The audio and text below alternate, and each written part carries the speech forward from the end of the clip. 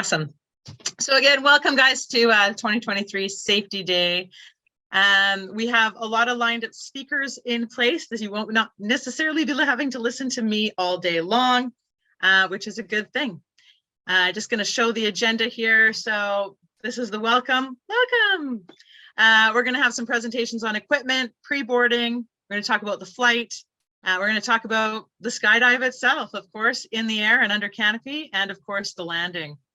We're going to do a briefing of emergencies, and we have a special topic regarding canopy collisions, and you'll understand why when we come to our just quick review of the 2022 CSPA AIM report summaries. Essentially, the whole safety day is open to anybody. It's not drop zone specific. You might hear some references to our drop zone, but it's not at all drop zone specific. We're also not necessarily covering all the safety issues. I definitely encourage everyone on a regular basis should be going into their PIMS, go to the CSPA website, go to the other resources that are out there for you. We've got amazing people that have been creating this stuff for many, many years. And there's a wealth of knowledge in there. So I definitely encourage that. But we are going to target some things that are key issues or things that we definitely want to make sure everybody is aware of, reminded of, and hopefully change some perspectives and moving forward and keeping safety as the top priority. So we will have questions. What I'm going to ask all of you guys to do is stay muted. If you have a question, I'd like you to direct the question over to me in the chat area. When I do open up a floor to questions, there is a little icon that you'll see. Hopefully everyone's done Zoom calls enough where there's a little hand reaction. You can raise your hand and then I'll get to you as best as I quickly can. Other than that, I think that's about it. So without further delay, I am going to first maybe change my page. The first up on the panel for discussion is the wonderful Nikki Kish. Nikki is a CSPA rigger. You guys, if you know her from our drop zone, she came into the Mad Rush last year and stepped in to help with packing. So many of you guys are familiar with her from here. And yeah, I'm really excited that she wanted to share about equipment. And Nikki, I'm going to stop sharing my screen. And I am going to leave the presentation now over to you. All right. Hola, Sky fam. How you doing?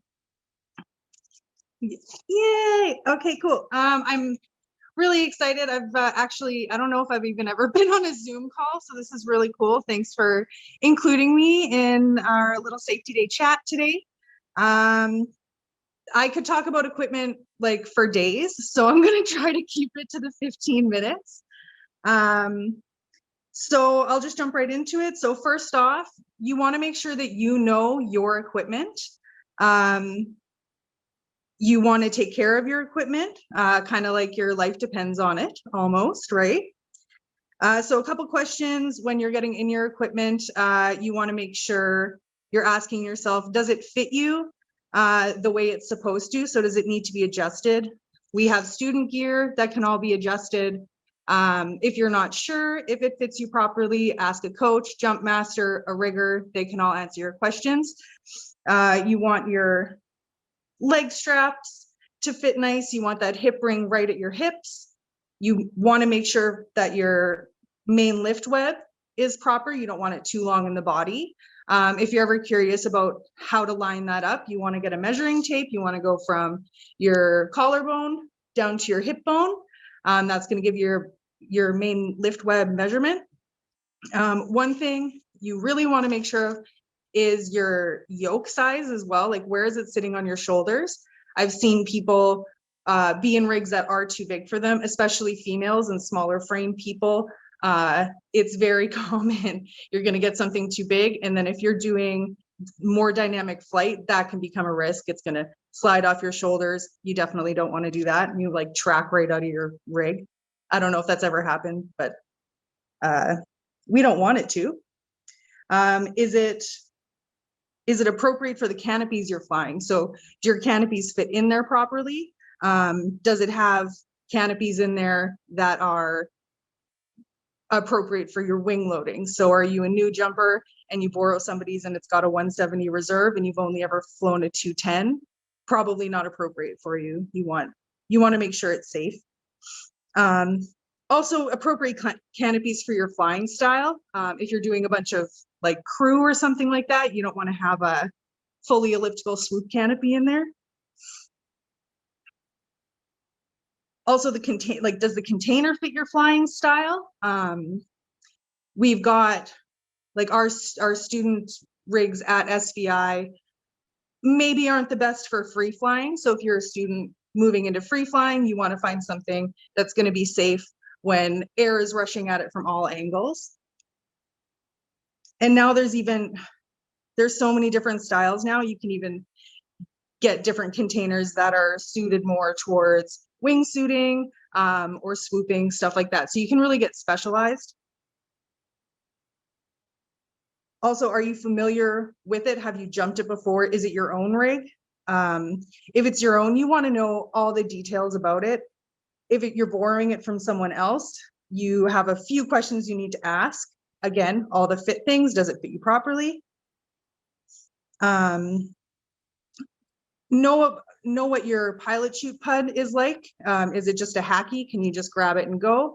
I've seen people borrow rigs from friends, go up in the plane. They do their emergency procedures, they're checking their handles, checking their PUD, but then they go to pull in the actual jump and they don't realize it's a free fly PUD and you have to actually peel and pull instead of just pull it right out. So that's something you want to make sure you're familiar with. You want to make sure you know if it has an RSL or not, because that's going to drastically change any of your emergency procedures. You also want to know about the AAD in there. Is it just a regular one? Does it have settings? Does it have the swoop setting, wingsuit setting, or is it on a regular setting? That's going to change all the altitudes that it activates and detonates. And then also, especially with SVI, you want to make sure that your offset on there is proper, that your landing altitude and your takeoff altitude are programmed into the AAD properly.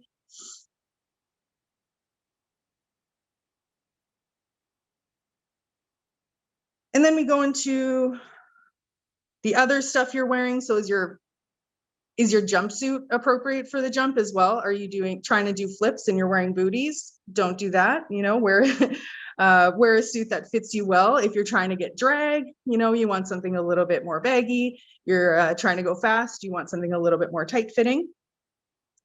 You want to think about the helmet you're wearing. Make sure you know how you react with an open face versus closed face. I know I can't breathe with an open face on, so I like a closed face. But I'm always going to make sure that I've practiced and I know how to open it once my canopy's open. So I'm not fumbling around with that and distracting myself from my jump. All right, so now there's a really good list. I'm going to go through all the packing points here really quick. There's a great list that's provided on CSPA that I suggest everybody look at and get familiar with again. I know we all know how to pack, most of us. I'm not familiar with everybody on here, but you've seen the procedure of packing, and once you get your A, you have to be able to pack at that point. So I'll just run through those. No, that's the end. So we're always making sure our parachutes are packed to the manufacturer's requirements. All the manufacturers are different. There's different closing sequences of the main. There is different routing of the bridle, different pin position, that kind of stuff. So you always want to check your manuals. And then obviously running your lines, they're straight, no twists, no flip throughs, that kind of stuff. Everything's centered, everything's running up evenly. We don't have any of, sorry, I only have one hand, but things aren't offset, things are nice and even.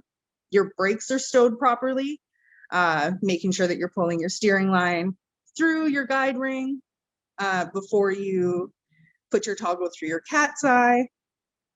That's going to keep your keepers intact. If you do it the other way, it could rip your keepers off. Your sliders all the way up against the stocks. It's quartered. It's nice and seated in there. That'll give you a nice opening. The line stows, when you're packing, you want to make sure that they're the proper length. Your stow bands are the correct size. So there's a whole bunch of different sizes of the elastics. There's like the tandem ones that are really thick. The regular ones that are thinner, they're both like that. But then there's also mini ones. You don't want to mix and match. Usually you want to keep with the same ones. If you haven't opened your container in a long time, I can definitely suggest that you need to repack that before you jump. You're actually supposed to repack it every 180 days. You don't just go out after a season and jump. I've seen this year, actually, a lot of rubber bands are getting melted to the grommets. So that's going to cause a bit of a mess if you don't take care of that before your first jump. You want to make sure that there's enough line between your risers and your bag when you're putting it in the container. If it's too short, it could get hung up or not open properly. If it's too long, come up in a big mess. It could get flipped around or something like that. You want to check the closing loop, make sure it's the proper length and that it's in good condition. There's always one more jump in that loop. No, just kidding. If it starts to fray, make sure you're switching that out. We usually have a stock of them sitting around, so very easy to do. And there should be a washer at the end of the closing loop, before the knot, so it doesn't pop through.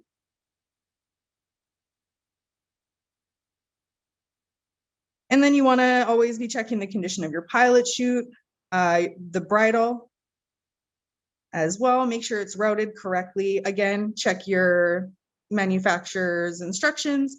Usually they come over from the top right down to the pin and then back down to the bottom right, but there are quite a few containers like our student containers, and the vectors, actually manufacturer says that they should be coming out the bottom right up to the pin, back down the bottom right. Both ways typically work, but if you want to do things 100% proper, you want to make sure that you're following your manual, and also that your pilot chute is folded properly and all your bridle is stowed properly. So then we're going over to the maintenance of the container and some gear checks there. So this is stuff that your rigger will do every single time they repack your reserve.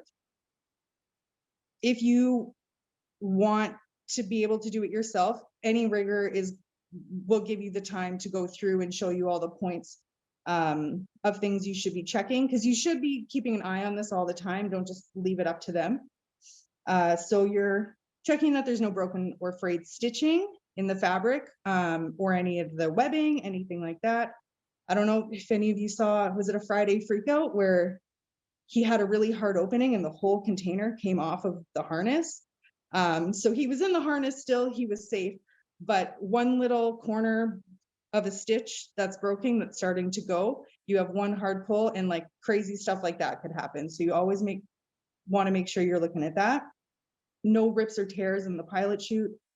Oh, I skipped down, sorry. All the Velcro's in good condition, especially in your handles, that your handles won't just pop out and start flopping around while you're jumping. You've got your release cables in your cutaway handle, and then also the cable for your ripcord. You want to make sure those are in good condition and that they're cleaned. When we do the repacks, we do clean them and we put a coating of silicone on them as well, so they come out easy. We check the condition, make sure that they're not like chipped or anything like that.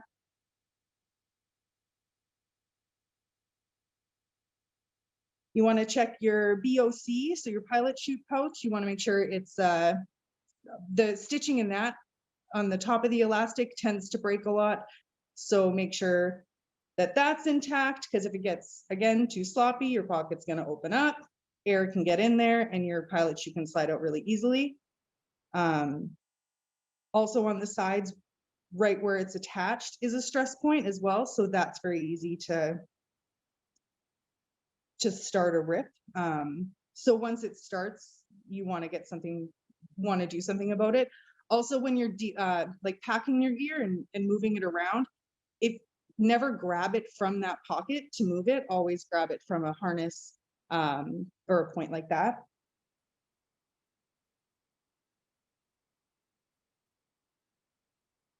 You're going to look at your 3-ring, make sure that's in good condition. You don't want any corrosion on there. You don't want it dirty. Check that you have all your keepers. So your keepers are your little elastic bits that go over your pieces of webbing to stow that excess after you've closed it, loops around. So the biggest thing about the safety aspect of that isn't necessarily how it fits or how it functions, but it's just gonna like slap you the whole time. So that could be distracting. You don't want that to happen. Then you're also looking at your RSL, making sure it's in good condition, the little snap shackle that's on it, make sure it releases the way it's supposed to, and that it's actually fully closed when you're jumping.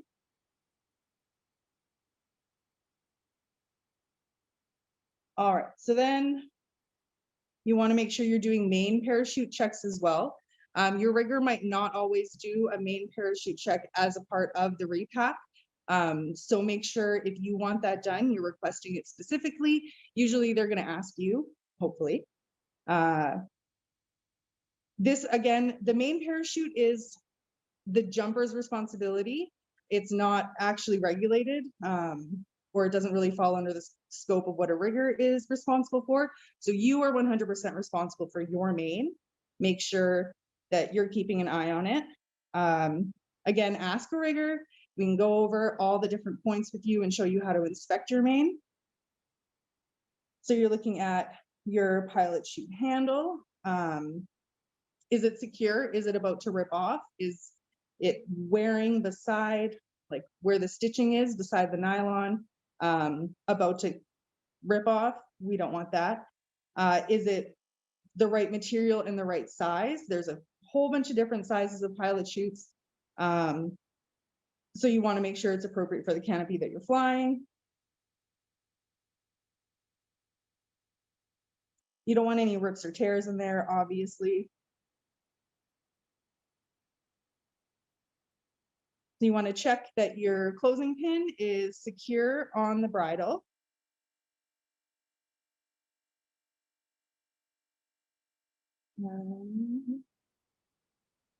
You're going to go over all of the material, make sure there's no rips or tears, broken stitching, anything like that. No broken stitching or damage to the lines.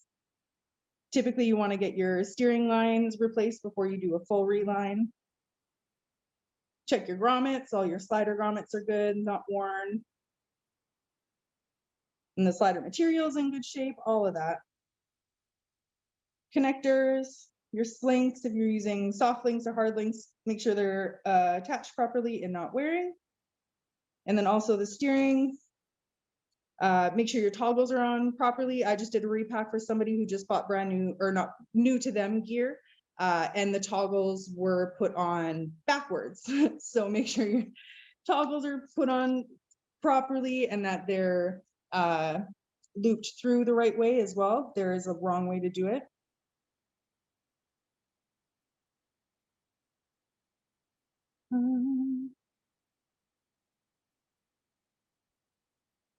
If it has Velcro, anything like that, make sure it's all in good condition. All right, so I had the 1 or 2 minute call here, so I'll speed up this last little bit. I just want to touch on a few points on respect for the packing area and other packers, other jumpers, of course. So if you're respecting your gear, it's going to be safer for you. It also increases the value of it. If you're ever planning on reselling it, the better you take care of it every day, every time you pack it, every time you jump it, the more value and the longer life it's going to have. So once you hit the ground, you're going to make sure you're walking towards your canopy while you're bundling all the lines and all of that. You want to daisy chain it so your lines don't get all crazy.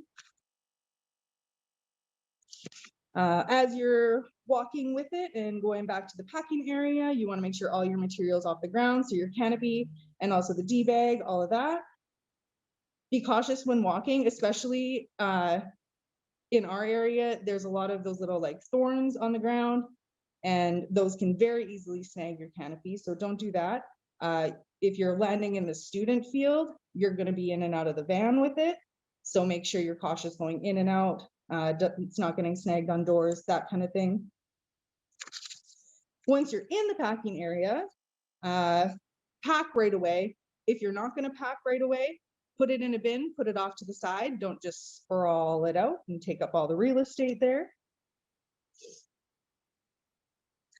If you're using a packer, you want to approach them cautiously with your parachute and ask them what they would like you to do with it. So if they've got a bunch on the ground already, they might want you to put it in the bin. They might want you to lay it out.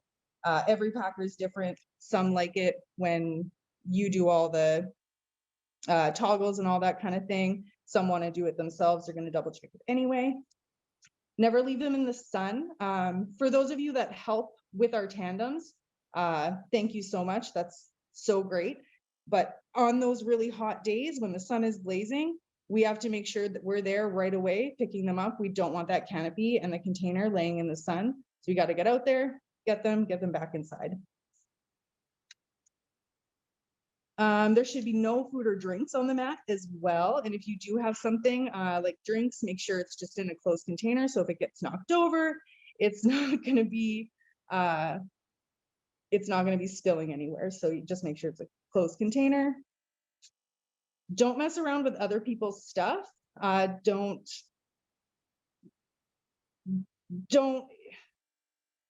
just like grab it and move it. If it's in your way, make sure you're asking their permission to do anything. It's not your gear. Even if, you know, they're out talking with somebody and you want to pack your parachute, make sure you just respect everybody else's gear.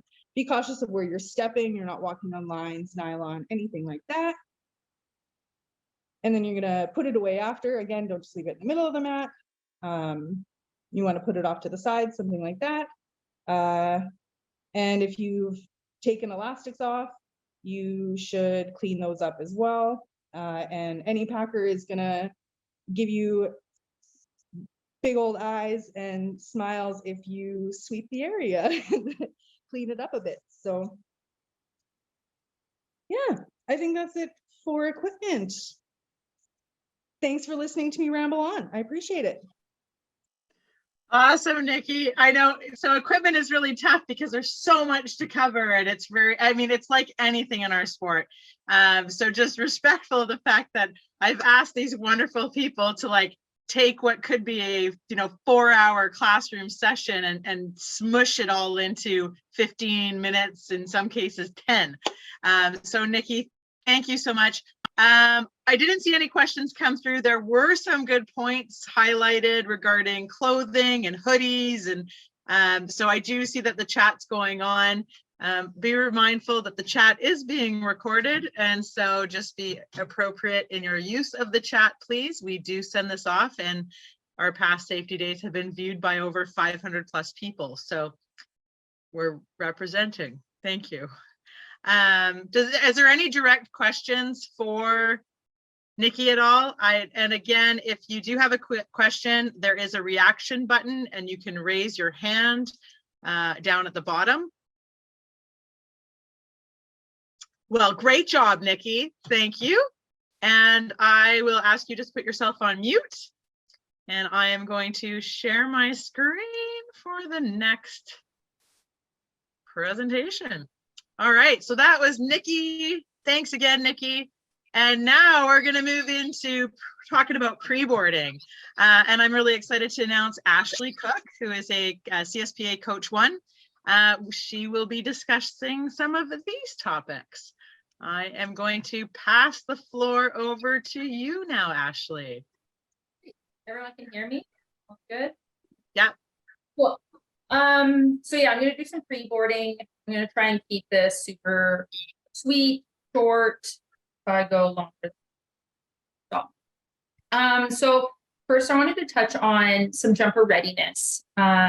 Everybody, whether you have 10 skydives, thousands of skydives, whatever, just being aware of yourself, checking in, doing that mental, physical check-in with yourself, whether it's first jump of the day, your fourth jump, just being aware of both your physical and mental well-being. Have you eaten today? Have you drank? Did you get enough rest overnight? You up partying super late, so are you fully take on the day. Big thing is just trying to be aware of yourself, just so that way you're staying safe for you and for everybody. So on the jump. Coming to any drop zone, I know we all are aware of drop zone safety, so go seek out Manifest to discuss drop zone briefings, aircraft things. Super important to just figure out the landing area, know where the hazards are, know where your outs are going to be safe outs if you're not going to make it back to the whatever reason. So yeah, Manifest can always point you in the right direction, whether it's like at our drop zone, so where Gord is, or Allison can always give you a brief, whether that means some coaches that she's got lined up that can give you a brief as well, just so that way you're familiar with the area. And it's the same thing when it comes to aircrafts. Every drop zone has aircrafts. Here on the island, we're Cessnas, but going, say, like the winter, we all went down to Arizona, and getting into some of the bigger planes was either a new experience or an experience that hasn't happened in a long time. So just being familiar with aircrafts and helicopters. I know Nikki touched on a lot of gear discussion, but just being familiar with your gear is super important. Making sure that whatever discipline you're going to go out and do in the sky, that your gear is appropriate for it. So if you're going to go out and free fly, do you have a free fly friendly rig? I know from some previous stories of individuals that were supposed to be aware of rigs non-free fly friendly abilities, and they went and flew anyways and did some pretty significant damage to that rig. Luckily didn't harm themselves, but I mean that is always potential when participating in that you're set up for. So just being familiar with your gear and making sure that it is set up for whatever distance it's going to be. And lastly, when it comes to jumper readiness, is setting good goals for yourself, whether it's like a solo skydive, or if you're going to be participating in a 2-way, 3-way, big way, whatever, having a good plan with one another, setting up some SMART goals, making sure that they're specific, measurable, attainable, realistic, and timely. I know that that's kind of, it's a lot when it comes to the skydive itself, but we all set out to create a jump that's successful. We all want to have a good time, be safe, and avoid the zoo jumps if we can. I know there's fun in that, but just making sure that we communicate with the jumpers that we're going out with, being prepared, practice, dirt dive the jump. Don't just be like, oh, we're gonna go and do this big belly and it's gonna be great, whatever. Like, no, let's actually discuss how we're gonna exit the plane, how we're going to set up this formation, what does break off look like. So having those good open lines of communication, those that set you up for success, and should be done in advance before we get to the airport. Next kind of on my list is before we go and manifest ourselves on a load, is making sure that we have all our gear ready. I can't tell you how many times we'll have, yeah, I'm ready to go for a jump, and then the van's leaving and they're nowhere to be found. 5 different directions trying to find all their gear. So make sure you have everything that is required. Your rigs packed, have your jumpsuit, altimeter, helmet, goggles, whatever it is, make sure it's ready before you even go in. So you're going to set yourself up for success by making sure at least that is squared away. All the boxes are checked. My next big thing would be the gear itself. I know Nikki, again, touched a lot on checks, but I think we're all responsible for our own gear, whether we're packing it ourselves or not, to be mindful that we should be doing thorough gear checks after every jump. It only takes just one time for something to fray, to loosen, to break, and we might not even realize it. So running your lines, make sure you're inspecting your or your weighing it for whatever reason, making sure your closing loops are in good condition, your pins are in the right position. Just taking an overall good look while that canopy is laid out on is super important. And I know a lot of us don't pack our own reserves. Thank goodness for all of our riggers out there, for doing such an awesome job, but there's still an important aspect to inspect what we can see. Is the closing loop packed? Do you have is the seal on your pin for your reserve? Making sure that it is nicely in its tray. There's nothing bulging, no fabric sticking out. So super, super important that we're always inspecting our gear all the time, not just once a season, not once a weekend, constant. Getting to the airport, I think it's super important to touch on being ready for our jump right away, rather than waiting for the last second is coming in or has landed, because that's when we rush, that's when mistakes. So get to the airport, take the time, look your gear over again. So making sure you've looked at your 3-ring system. You're looking at your harness. So I like to set up my rig essentially on the ground. I turn my AED on first thing, and for our DZ we have an offset, so I make sure that offset is set appropriately. If you need help, ask around. No harm asking for assistance. Everyone is super kind and super easy to talk to, and nobody would ever fault you for asking for help. And set up a system so that way follow it. Create a routine. So like I said myself, I set up my aid right away. And then I look my gear over front to back, top to bottom, left to right. I go through my 3-ring system. I look at my harness. All the webbing is intact. There's no fraying. There's twists. I will essentially turn it over. I will double check my reserve pin, and then my main, make sure that my pin is appropriately placed in there as well. Not bulge your pilot, it's tucked in. There's no snag hazards. Being aware of hazards.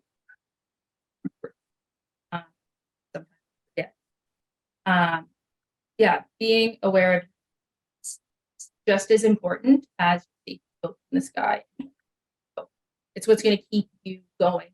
I have another skydive, so it's I can't stress it enough how you need to get into a routine like that. Make sure you get your gear on in a timely manner, so that way, as I said, you're able to happy with your setup, and you can get out the ask for a pin check or a gear check from a buddy. I know bad for not doing that, and we really should do more of it, because it's easy to overlook things as well.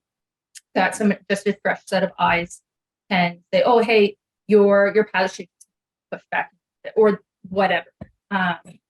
So don't hesitate to ask for a second set of eyes. You just look everything over and make sure you fasten everything the way it's supposed to be, that everything's tight, form fitted, nothing is loose. Yeah, and lastly, big thing is accessories. So making sure you have all, when it comes to your gear, helmet, altimeters, ditters, jumpsuits, you name it, whatever you're going to use to be successful in this skydive, make sure you have it there. It's set up appropriately for this jump, for the drop zone that you're attending, offsets, altitudes for your ditters. Just making sure that you have all of that with you and set up prior to going onto the tarmac.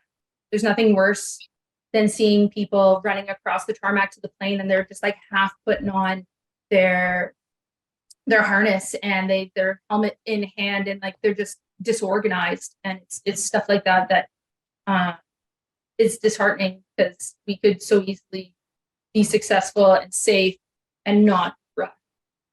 I know there's days get really fast. We got to go, but see, Brian and he is third, but it is still really, really important, and we be mindful that we can control that, control what we can control.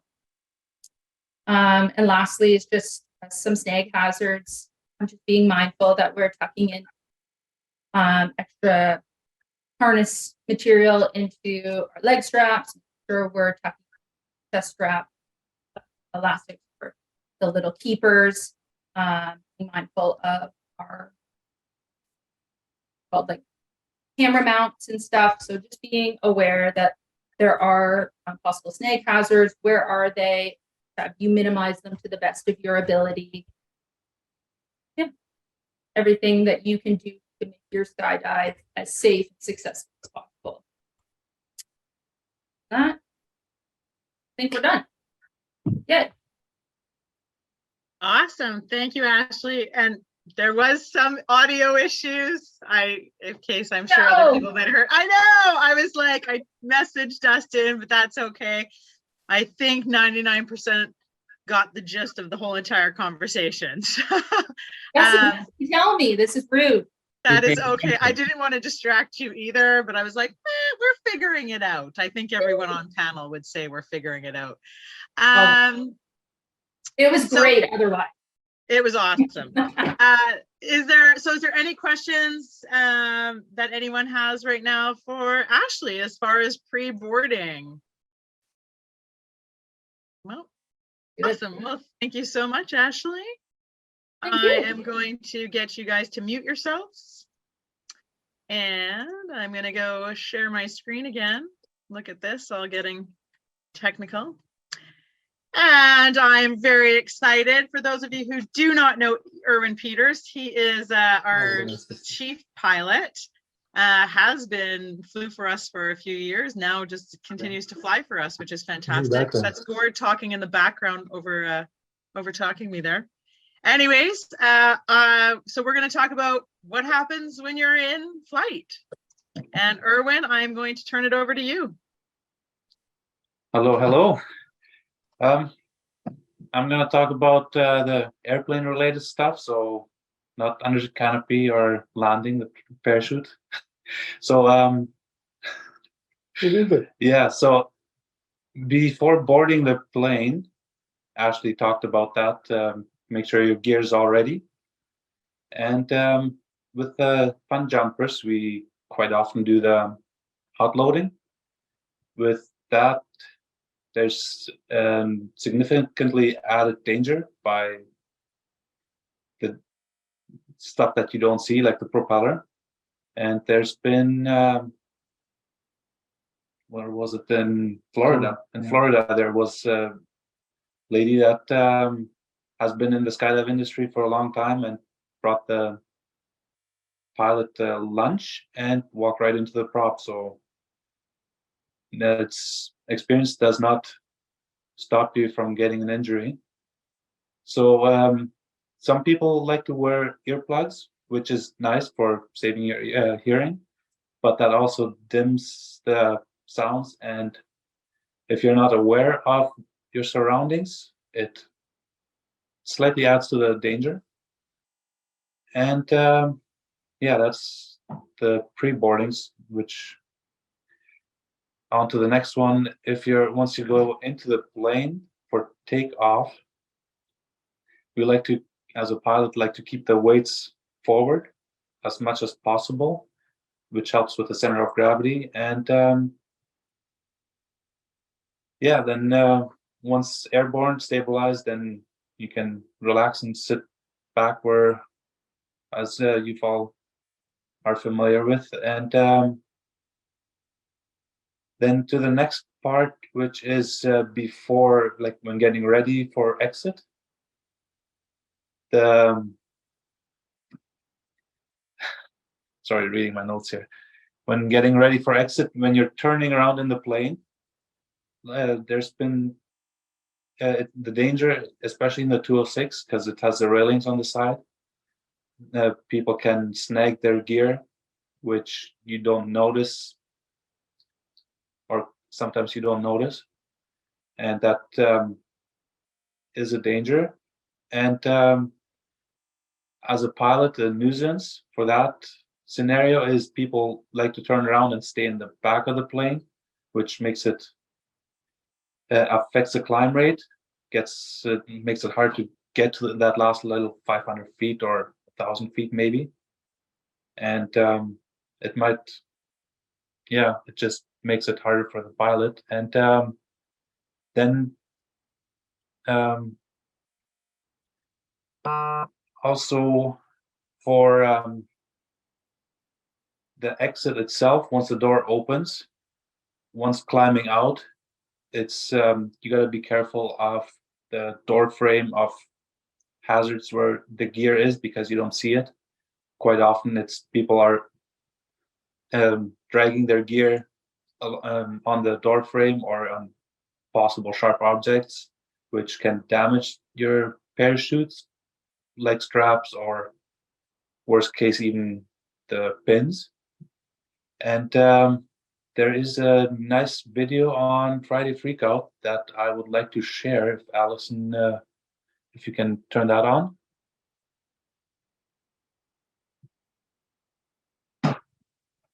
Can everyone see that okay?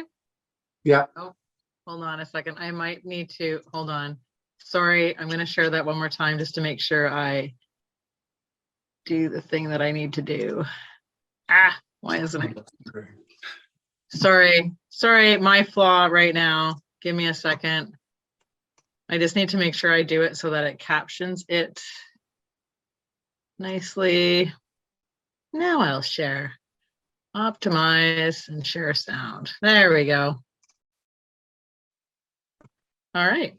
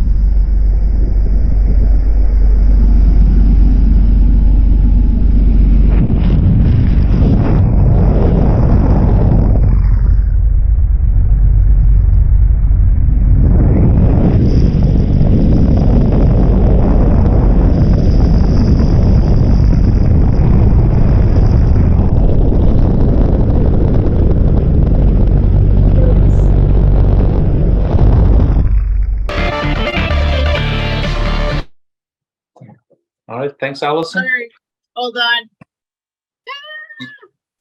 Yeah, and this is one of the nightmares for the pilots. And luckily for that incident, the student actually went out far enough on the wing strut. Otherwise, that canopy could have wrapped around the tail. and that's where the even bigger danger happens. It could potentially rip the tail off and make the plane do a continuous front loop.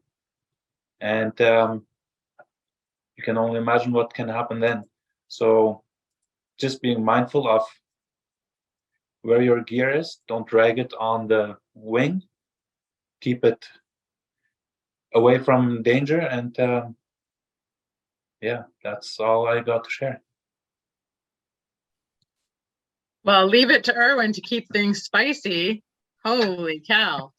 And I just wanted to also mention the fact that it's important not to move around a whole bunch in the plane and that kind of stuff too, because that, or pull onto the pilot's seat while you're moving and stuff as well. So does anyone have any questions for Erwin? Apparently I do. Tom's supposed to spicy. I have a question. Okay. Hi, Gord, first time caller, long time listener. What about people moving around in the plane while we're at altitude? How much does that really affect everything? It's if they keep the center of gravity further forward, it shouldn't affect it too much. But once they start gathering in the back of the plane, it does significantly affect the way it flies. And there is a danger to moving around a lot by, I guess, you can Jostle your gear. Yeah, gear, like it's not doing it the way it's supposed to, I guess. Yeah. What about controls in the aircraft? We worried about people leaning on controls and things like that, obviously. Oh, yes. It's more. It's worse in the 182 where people can push the mixture and prop in with their gear without noticing it, which is a big nuisance for the pilots. You should try and avoid that if you can. Yeah, and the 206, it's more out of the way, so it's not as common of an issue. Yeah. Any other questions in the chat? Red line in the Skyvan, rather important. So yeah, so Pete's talking about weight and balance in the Skyvan. We'll be talking about the Skyvan a little bit later tonight, but that's why they've got a red line across it, because they're worried about weight and balance and moving the weight too far back in the plane, which can cause it to go up like that and then go down like that. So is that right? Yeah, very Yeah, much. it's pretty simplified. So there you go. Anybody else? Anyone? Bueller? Anyone? Anyone? Oh, Allison's computer just froze. That means I get to take over for everything now. Is that what that means, Allison? She's shaking her head no. Well, I guess we're on to the next topic, but we can't do anything because her computer's froze. What's going on? Can you still talk? She can't talk. This is a miracle. It's an absolute miracle.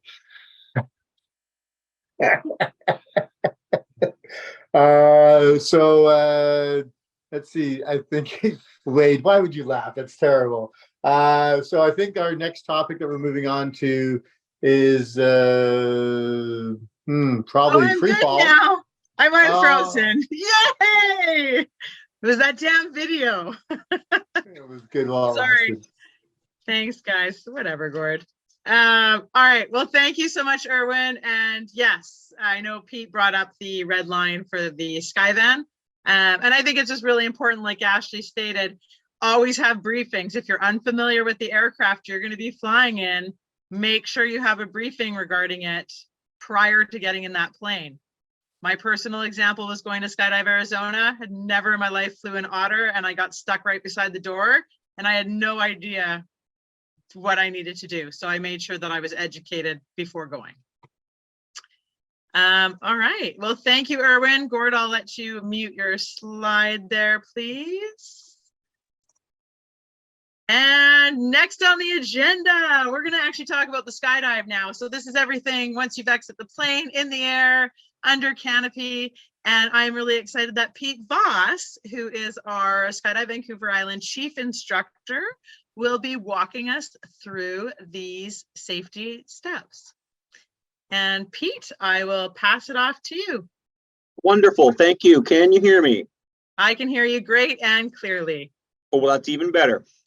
Welcome to everybody. I hope you had a long and restful hibernation, and we're all ready to come out of that groggy, sleep-induced beer, tequila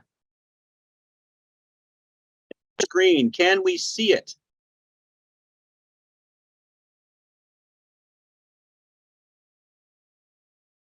Are you asking if we can see your screen, Pete?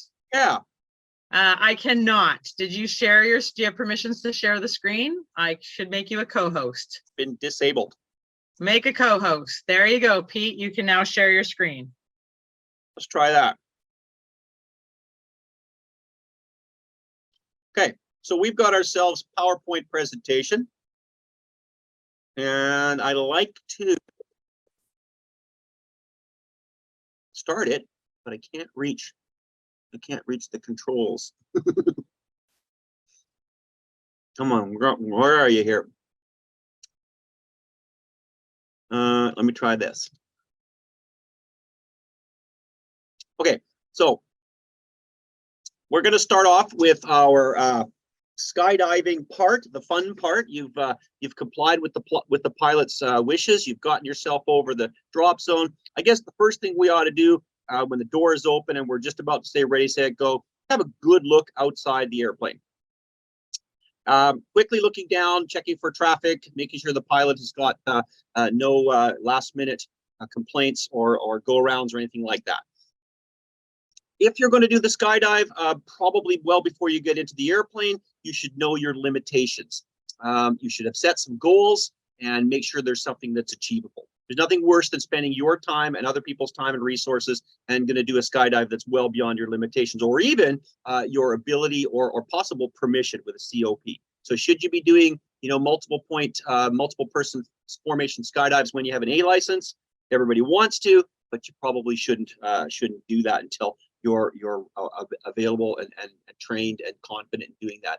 There's lots of wonderful skill development that can happen in a two-way, in a coaching situation, with people who are ready to do that. You really should wait until you're capable of doing some very good skills with a B license holder. You can check the PIMS and see what you're allowed to do in that regard. Everybody wants to be on a Sunset 20-way out of the Skyvan in the summertime, but you can really get yourself in over your head if you're not careful. Lots of drop zones in the US will actually make you buy the load. So you feel like you can go make that skydive happen and you funnel it, take everybody out. There's a process involved where you actually have to buy the entire load. So careful what you wish for. Work within your COP. Many drop zones, again, will have some rules about that. You should be careful. Exceeding your COP can be, sometimes a poor decision. Sometimes we want to, try something, but just be sure that you've got a rehearsed, properly planned skydive with goals that are achievable. One thing we don't want is to see an incident, one bad link in the incident chain that just cascades down and makes things worse. Recommend that you demonstrate skill, gain some confidence, at least at the two-way level, and work into larger progressions as you get through there. If you go up by a 1 or 2 jumpers, it's not 1 or 2 times more complicated, it's 1 or 2 times squared more complicated. So you've got other moving pieces in the skydive, and don't forget our skydiving is 3-dimensional. Okay, so now you're and seeing the types of things that are sort of allowed, what you're endorsed for, and what your limitations are, whether it's an ACOP, learning the skills, or slightly higher, and even something as simple as not being in the air for a while should bring you back and put you in a situation where you're going to likely maybe go back to something a little simpler. So just in case you wanted to check, the CSPA website is nicely uploaded, updated, and has all kinds of great suggestions and all kinds of wonderful things that can guide you along your journey. So before you're doing any two-way formation skydiving, you should at least be suitably licensed and checked out and feel safe and comfortable. There's a lot of skills you learn as a novice jumper working on your A license and even towards the B that will get you closer to that skill. If you think about skydiving, what we used to call relative work, you're really doing a two-way with 2 or more people. So if you've got the skills worked to a good mastery, then you can move towards doing bigger and bigger things. Okay, also knowing your limitations. Sometimes you're lucky enough to go on a skydive which maybe off our regular landing area. Even if it's a hop and pop or something like that, you want to consider a new landing area. Sometimes Gord has a beach day and special occasions like that. It could be something simple, going to a different drop zone. If you're not familiar with the drop zone that you've been at, make sure you get an orientation and you're going to be understanding the prevailing winds. Just like if you're going to do a demo later when you're qualified to do that, it is advisable and highly recommended you actually go to the landing area, walk it out, and get a visual picture for that landing area, including prevailing winds and markers like flags and things that are going to do that. So you're paying attention on skydive at before. Again, more resources. I don't need to teach you the first jump course here, but the CSPA's website is beautifully updated and there's some wonderful resources in PIM 2B. So now we've gotten ourselves on the step and we want to do the fun part of our skydive. And should be something like a ready, set, go. Cannot play media. Cannot play media. 1 second, I will share my screen.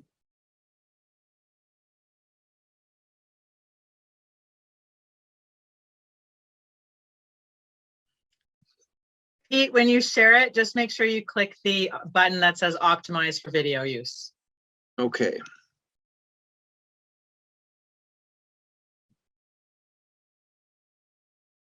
So give me 1 second. I'm just going to find it, Allison.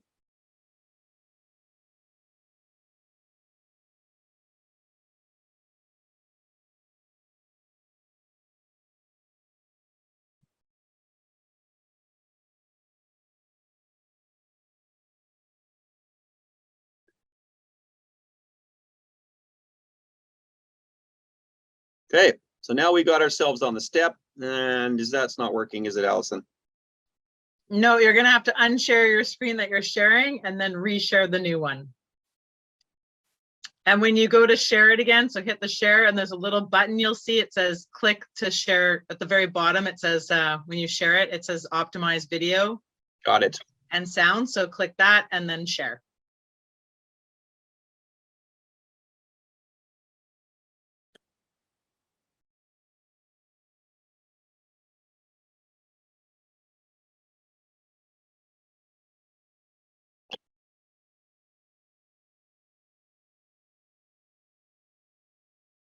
So here's a slow-mo of a skydive I did once. I don't think it's going to work here.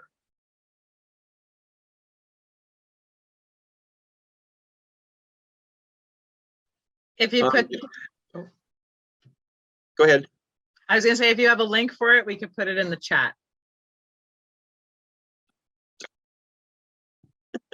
Give me 1 second if this comes up. Otherwise, I'll just continue with my presentation. Sounds good. It's probably too much.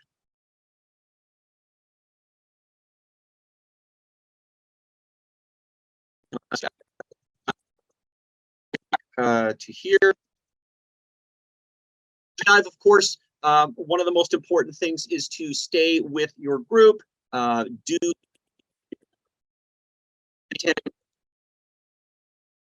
dive. So you're in your slot, you're doing your job. Once you get to the formation, that's watching that, you're going to make sure that you stay in there in your quadrant and do your job. If you're approaching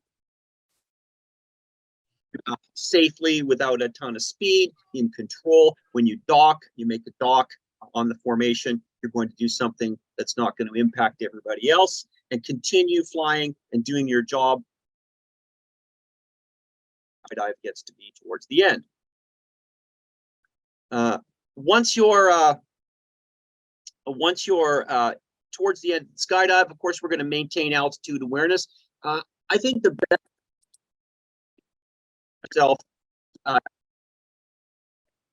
So as you gain experience, you're going to stop sort of being tunnel visioned and just looking at your slot and your grip and starting to expand on other parts of the skydive, looking across the center, for example, trying to challenge yourself to look across and maybe identify the altimeter on your partner across the formation. You can keep an eye on altitude in that regard. Not a bad idea every now and then, especially on big planes, is to look down briefly, get a glance. Worse than coming down to canopy height and realizing you've got a long spot and you're not going to make it back. So being able to react to that situation is always a good idea, looking at drop zone. So you've had a lovely skydive. You did absolutely everything you wanted to accomplish. You're mentally high-fiving each other, and it's time for break off. Stay with the skydive, stay with the plan until your designated break off altitude. One of the worst things you can do, especially on large formations, is to be left out of the formation, give up early, and track away, and now you're tracking possibly into another group. So stay with your group, have visual, do your best to come back to the formation if you can, and once break off has been called and agreed upon at the prescribed altitude, then it's time to take a radial and track away from the center of the skydive. A really dangerous thing to do is to give up early and just track off and not be paying attention. And now you've got other groups in your space. So once you've established break off and you've tracked away, you track away for the designated amount of time. Look, be observant, head on a swivel, wave and activate and be prepared for any eventuality once the canopy opens. Check your canopy, do your flight control check, and then establish your location and decide what you're going to do in terms of traffic. Look for the lower canopy. If it's you, then set the landing pattern. If it's not, join the landing pattern and make your way carefully into the approach. Under canopy, naturally, you've done traffic assessments, looked for the planned landing area, be cognizant of some things that could happen. Maybe you're avoiding other canopies, things like that. People from a previous pass or something like that.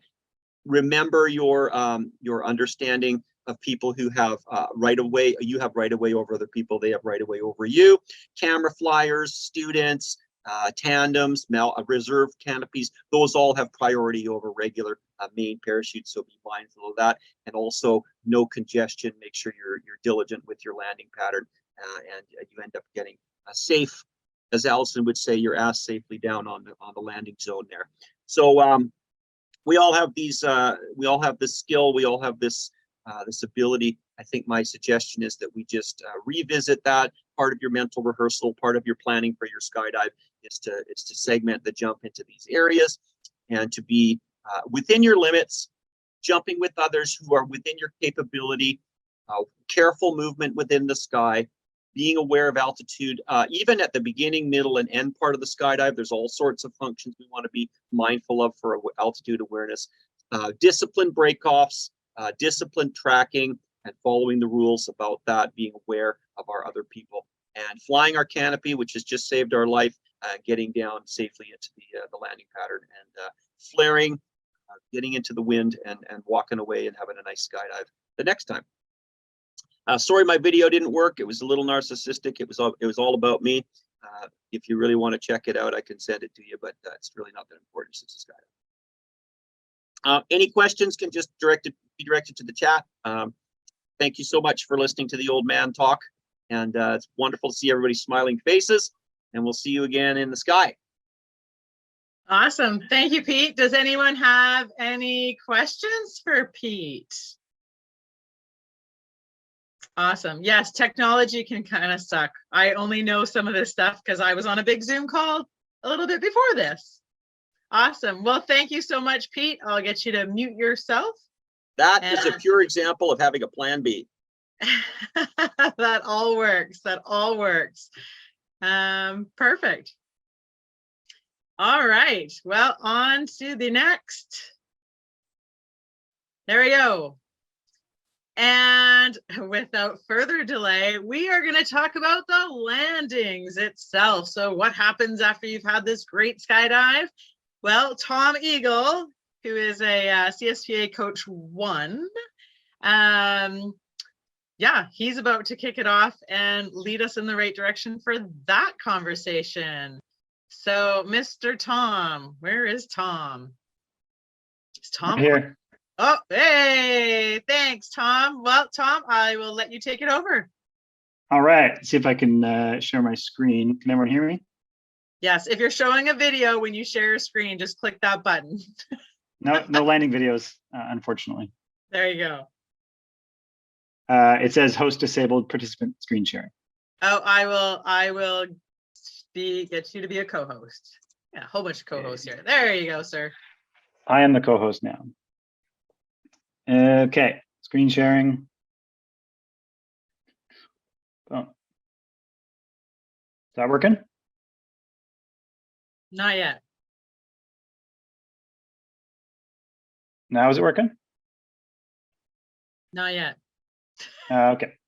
Did you select your screen that you have to share? Oh, no, hold on. Boop. System preferences. There we go. I gotta pop out of the chat and back in. Be right back. Oh, there we go. He will be right back. Awesome. I appreciate everyone's patience with technology. It seems like sometimes we just have things that go on. Track away. Nice one, Pete. Yeah, so as we just wait back for Tom, yay, everyone, any questions so far at this point?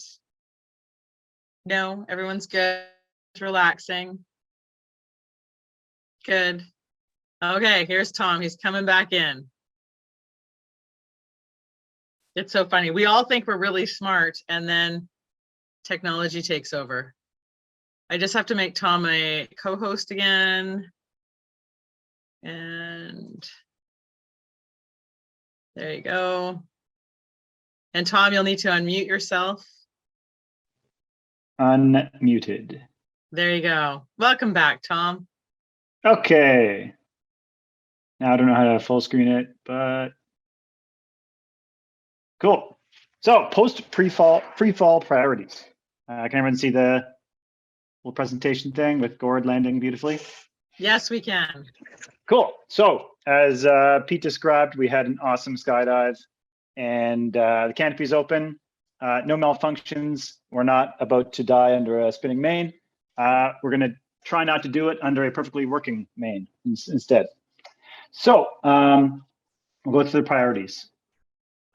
What next? Picture of Colin and yeah. So priorities. This is from the Flight 1. Poached a little bit, but it's also available in the PIMS and the SIMS if you want to check the US resources. After your canopy opens and you've determined that it does in fact fly safely and you can totally land it, those are the 4 things you're really concerned about. Priority number 1, landing under a level wing, and that is under a wing that, you know, is oriented both side to side, level underneath the center cell. And also when it talk fore and aft, you're not swung out super far in front, super far behind, such that you can land, you know, as comfortably as possible. Next priority after that is landing in a safe area. You can see that awesome Friday Freak Out screen cap on the left-hand side where the dude's like landing in the middle of the parking lot, somehow survives. You know, we'll talk about that in the next slide. All you need to do is land somewhere that's not necessarily going to kill you based on the obstacles or surface you're landing on itself. Priority number 3, a flare. The presumption is that, you know, you're on some sort of canopy that's descending at a speed fast enough that you're going to need to flare. Maybe you're under like a 500 square foot military square where, you know, maybe a little bit of flare gets you enough to peel off out of it. But almost every other parachute we fly, you need to flare a little bit to avoid some serious injury. There might be an instance where you want to flare to just half brakes. You know, Flight 1 goes into obstacle avoidance and that kind of stuff. But you're at least going to want to flare in almost every single landing. And then priority number 4 and last in this order is landing into the wind. It's nice. We all like to land in a tippy toe sort of fashion and not have to run it out like demons, but the first 3 are a lot more important than the last one. So how do you get under a level wing? A couple of pictures here.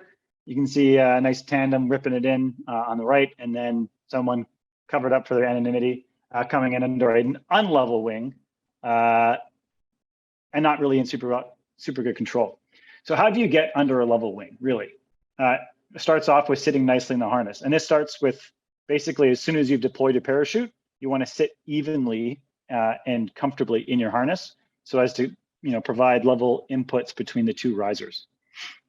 And that goes all the way from opening all the way down till 2 or 3 steps after landing to make sure that you're putting equal inputs into your parachute. You're going to use the toggles evenly. So if you're coming in and you're flaring with uneven hand position, you're not going to be under level wing, because as soon as your hands get split apart, you're going to be out from underneath the center of the wing. And that's both of those are realistically just going to be the side-to-side sort of motion. See the tandem on the right swung out away from the center of the canopy. If you turn at a height that's not appropriate to recover from naturally, you'll be swung out behind the canopy perhaps, or swung out in front of the canopy, depending on where you are in that natural recovery arc. And you can see the USPA provided diagram on the bottom right. It really shows the dramatic sort of swing forward you get from a flare. As soon as you do a turn of any sort, harness, rear riser, toggle, you're gonna end up getting a little bit of back swing, and then you'll start recovering through underneath the center cell. If you haven't got through that full cycle, you are not going to be underneath the level wing, and then you need to deal with that accordingly, else you might get hurt. Most importantly, do canopy coaching, ask an expert, which is not me. I'm not an expert, but I'm talking to you now. So priority number 1, getting under a level wing. This will avoid, 99.9% of the serious injuries we have in skydiving. Turn at a height that's appropriate, make even sort of inputs with your toggles, and you'll be good to go. Second priority is, of course, landing in a safe spot. How do you do that? Realistically, your canopy is going to open. Hopefully, you've opened it at a height that allows you to make good decisions. But realistically, if it's open at any height, you can then start deciding where you want to land. Unless you're like at 900 feet under reserve after an AED fire, you probably got a bit of decision-making time. So as soon as the canopy opens, you're into that routine of traffic, altitude, looking for other landing areas, determining the wind speed and direction, and then picking out where you're going to land. Flight 1, I'll keep plugging them. They have that acronym that I think they've just changed, but it used to be TAP. So all of the drills start with TAP, traffic, altitude, position, and then after that, you start working on your drill, whether it's stall, surging, or whatever. And then then you can start looking to get the ground again, see where you've ended up. So if you make decisions up high, you avoid having to make decisions down low. If you decide at 2,000 feet, oh yeah, there's no way I'm making it to the designated landing area. You've got plenty of time to set up, make a nice, comfortable, break turn maybe, and then settle your canopy down into an alternate landing area. If you wait until 200 feet, you're probably going to end up making a rash decision and get yourself hurt. So 1, level wing. 2, make decisions such that you can land in a safe spot. Priority number 3, a flare. Ideally, this is a flare that's all the way down, making your canopy stop its descent. So you've translated this canopy moving like this to no longer descending and just moving forward. You want to do it symmetrically. And if you have any imbalance, it's probably because your hands are out wide, you're leaning with your hips, you're leaning with your shoulders and trying to stop falling sooner than your canopy wants to. You want to fly through the landing where you have your hands down, just like Dustin does in the top there, like Gord does on the right. Have your hands down, keeping the canopy stalled out as best possible until you're firmly on the ground.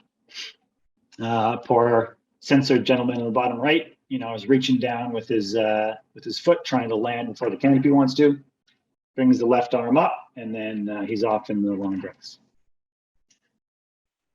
Of course, if you're not landing in a safe area, this is all for naught because you're probably going to get hurt from landing in a tree or in a parking lot or something. And then priority number 4, landing into the wind, talking to a bunch of skydivers. You guys know the impacts of sending a downwinder inadvertently. This is the annual reminder, eat the carrot. If you see the windsock, you're flying towards the hole on the end that's smaller than the one next to the pole. All right, patterns. Again, you guys all know what a pattern looks like. The PIM on the left, SIM on the left has a bit of a mathematical trigonometric approach where they can, say that X is some arbitrary number, and then you have 2X and half X for your pattern. If you want to do that work in advance, you're probably some sort of swooper, or you're just really, really keen to get super precise, accurate landings.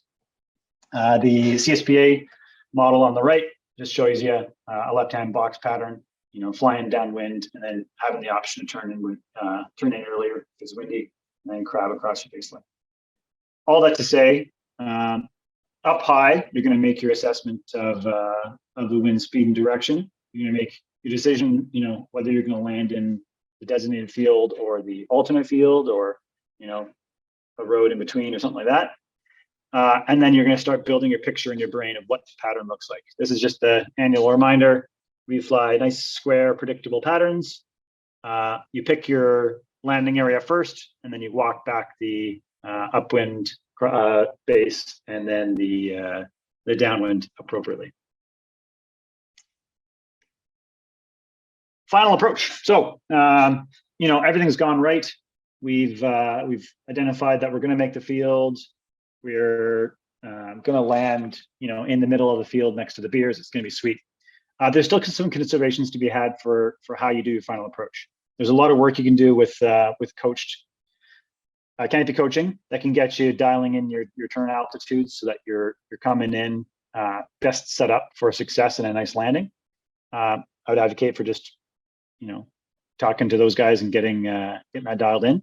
But you're going to want to think about what the wind conditions on final are going to do to your flare. There's that flight cycle. You can see there, optimum being at full flight. If you start a flight cycle later on in your final, you're not screaming in with your hands all the way up, making your canopy breathe as best possible. You're going to interrupt the way that your flare is going to work. So you need to be cognizant of that and think about whether or not you're making a full speed or braked approach, and then relate that to your experience on canopy coaching. On final, you're coming in, you're looking at the middle of the field, you're focused on the beer in the middle. You're going to consider whether or not you're going too fast, you're going to have to PLF, whether or not you're focused on a tree, whether or not you're unfortunately landing in the water or whatever. And you're going to sort of prepare yourself on final, thinking about what you have to do. What you shouldn't be doing is thinking about, how sweet it's going to look when you snag a beer out of someone's hand on your way through the landing. So, we don't do a lot of water jumps at our drop zone. I don't think we ever have. But it's one of those things where you need to really think about in the last few seconds how your flare is going to look. Have you disconnected your RSL and what you're going to do immediately after. Obstacle avoidance. Allison asked me to talk about this one. There's a few different types of obstacle avoidance. There's the halfway through your final, you're a little bit off the ground, sort of like panicked brake turn around someone cutting you off. And then there's that smooth, delicate, someone just landed and is veered off in front of me. I'm going to make a little bit of a harness turn and get out of their way. Well, the harness turn that's nice and gentle and allows you to still, as much of a flare as possible. That's going to be ideal. It's always better to deal with these sort of problems early than have to make a really drastic alteration of your course later on. So if at all possible, make a harness turn or make a coordinated turn onto your final, get the canopy breathing, start the recovery arc, and then make a really gentle, long, deliberate harness turn away from an obstacle. If you need to do a really drastic maneuver towards the ground, you better hope that it's not the first time you're doing it. Brake turns are your best friend because they're going to really save your bacon and probably your legs. Canopy coaching will obviously lead you to being forced to try those maneuvers, but it's not something for people to try to get their A license to do some brake approaches or brake turns and then forget about it. If you expect to stick around for a while, you probably should brush up maybe at the start of each season on some canopy sort of avoidance drills for openings, and then later on in the canopy flight before you get into your pattern, do some brake approaches. There's also, you can totally fly your pattern all the way through doing nice brake turns, mixing it up a little bit. And it's nice to slow your canopy down if you have separation, if you want to create separation, what have you. Just don't forget about them, because if you have to use it near the ground, you want to be pretty good at it. Okay, so you've landed. Everything's great. You've just landed your sweet gray and red canopy there. You're walking towards the field, center of the field to grab your beer. What do you have to do next? You look up and you listen. So often we're wearing helmets that are really tight to our ears. We don't have the best ability to hear stuff. Also, your ears are probably still popping, or you have like that drone of the plane still in your ears. So you're not necessarily perfectly set up to hear a quiet, slowish canopy coming in behind you, and you're likely to get kicked. This is the sort of annual time to remind you that wingsuiters, tandems, high pullers, crew folks, all those guys come in much, much later than the rest of us free fallers. So it's likely that, we're landed, all of our stuff's daisy chained, we're walking to the center of the field, grabbing our beer, and then the wingsuiters come swooping in under the cool Omicron canopies. So you got to watch out for them, as well as the tandems, obviously, because they're pretty limited in how they can land, how much maneuverability they had. Okay, and finally, and probably most importantly, downsizing. So this is from the CSPA chart pulled from Big Air Sports there, Brian Germain. This is the sort of really loose direction that they're going to give you for how to downsize and what sizes should be a guidance for people making their way through canopy sizes. Obviously, there's no reason to downsize if your canopy that you have right now works fine, fits the container fits you comfortably, and you can fly the heck out of it. There's not any good reason to downsize unless you really want to get more performance to your canopy. You're having trouble penetrating through the air, what have you. But you're giving up a lot of flexibility as you downsize, because if you're really comfortable in the current canopy you have, you're then going to go through some time when you're figuring out the new one, and your jumping might be affected by it. You're going to be a bit more anxious in the plane. You're going to be concerned about, no wind days. So this is meant to be a guidance, but really it's just to slow people down. It's not to tell people, you need to hurry up and downsize. On the left, we got an exit weight, 200 pounds, 220 jumps. Ideal being a 210, that's the sort of recommended CSPA number. 200 jumps in. They're still getting the basics of, really learning the fundamental stuff of free fall. Introducing exciting new canopies at that point probably is going to be a lot for a lot of people. With the smallest recommended by CSPA being a 172, I presume like a triathlon or something, and then a weird size like that. And on the right, 200 jumps later, really CSPA is recommending a 150, at the very smallest 130. And ideally a 400 jumps, a 130 is a bit on the spicy side. That's going to be really dependent on the people, and certainly not a rule. The downsizing checklists and criteria, there's a few different options. So the PIMS and the SIM both have sort of recommendations. They have drills that you can go through. The flight canopy coaching courses don't really advise people how to downsize, probably for a liability thing. What they'll tell you to do is, downsize once you are 100% comfortable flying the canopy that you currently have. And that kind of means a different thing to a lot of people. Big Air Sports on the top right has some, it's where that source table came from. That's in the CSPA PIM. And there's a whole list of canopy control drills that Brian recommends you do before you downsize.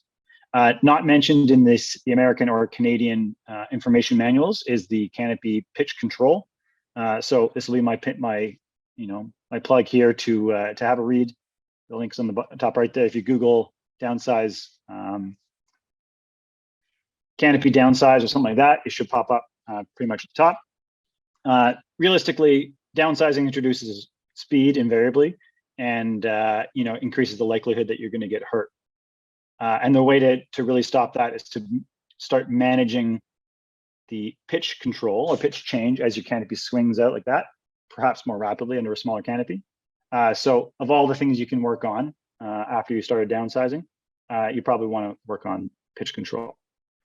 Some things to consider before you do it though, is my new canopy similar to my old canopy? Is it elliptical? Is it square? Do I still weigh what I think I weigh? If it's this time of year and you're 20 pounds heavier than you were when you put your rig away, it's definitely not the time to downsize because your wing loading will change drastically. If you're downsizing, your new canopy might not fit all that well into your container. So that might be a concern if you're, it's loosey-goosey in your D-bag and your D-bag's loosey-goosey in your container. It's not super ideal. And if you don't fly your current canopy well enough, frankly, you're not ready to downsize. It's going to add additional stress. If you're freaked out by your canopy, you're not going to be a good skydiver in the air at any point. So best to get more experience into your current wing and then downsize when it's ready. And if at any point you have any doubt about whether you should downsize or not, or if you are going to downsize, you should talk to your coaches. So any reputable C1, 2, if we had C3s around here, one of those would be helpful too. We'll be happy to give you some advice on, what you should think about in advance of downsizing. And certainly anyone at the drop zone, Gord or Allison would be helpful as well. I would offer that if you want to downsize because whooshy sounds are sweet, or you want to look cool in a sleek new rig, or you don't think your canopy goes fast enough, but you're not flying the heck out of it, you're probably not quite ready yet. Is there any questions about that? Tom, I'll get you to unshare your screen. Thank you. Awesome. Thank you very much, Tom. And I appreciate the little slideshow there. Does anyone have any questions for Tom? Oh, look at you guys. Just a quiet little audience today. I do. I have a Okay. Oh, hi, Jack. Tom, how would you describe the what you've learned through Flight 1 and the courses that they've taken? How much do you think it's benefited you in your canopy piloting abilities? Well, I'm going to lay on here. So I actually wasn't very good at landing for the first 400 jumps. I consistently missed the field. First season, you guys were at the new drop zone. So I took some Flight 1 coursing with John Minos, and it had improved my skydiving considerably because I guess I was on a 150 when I first took it with 400 jumps or so, and I was surviving just fine. Most often landing, with no issues, but quite a lot of sort of shitty landings and missing the field. And then within 6 months, I had done a little bit of coaching and basically was very comfortably, confidently landing middle of the field every time. So I advocate for everybody getting canopy coaching. It's not for everybody. I shouldn't say that. The style for some canopy coaches is not for everybody, but everybody should get canopy coaching, because if you don't like someone or the way that they address the problem, you can find somebody else at a different drop zone or somewhere else that will connect with you best and probably get you sorted out, and you'll find a huge benefit from it, because landing comfortably, no wind at a big drop zone makes it that much more fun instead of getting stressed out about it because you're sort of just figuring things out. Highly recommend. Thanks. Awesome. And I would concur with what Tom's saying there. If I look back at our skydivers have really progressed with their canopy skills, landing at the drop zone. I think of Monica, I think of Tom as sort of two off the top of my head, and canopy coaching made a world of difference for what they've been able to do, where they progress themselves.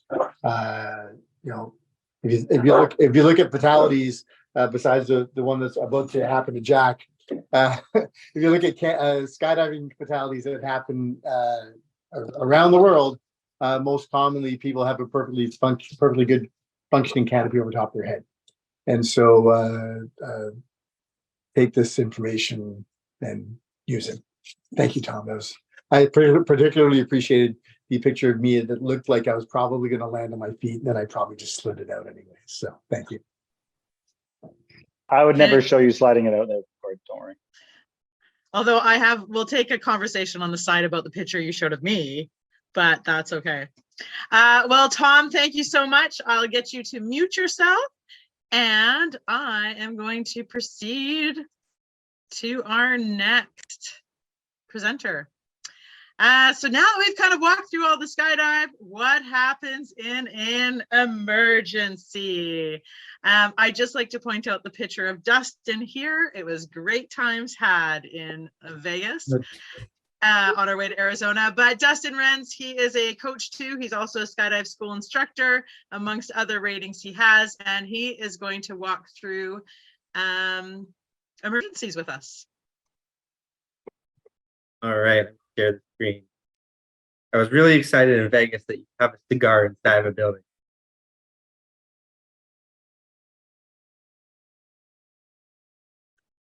And Dustin, I will message you if the audio goes weird. All right, cool. Can you hear me okay though? Right now I can, yes. All right, so I'm covering emergencies. I didn't really get to see ahead of time exactly what everybody was going to cover. So luckily enough, a lot of the points that I have were already covered. So I'm not going to spend too much time on beating those to death.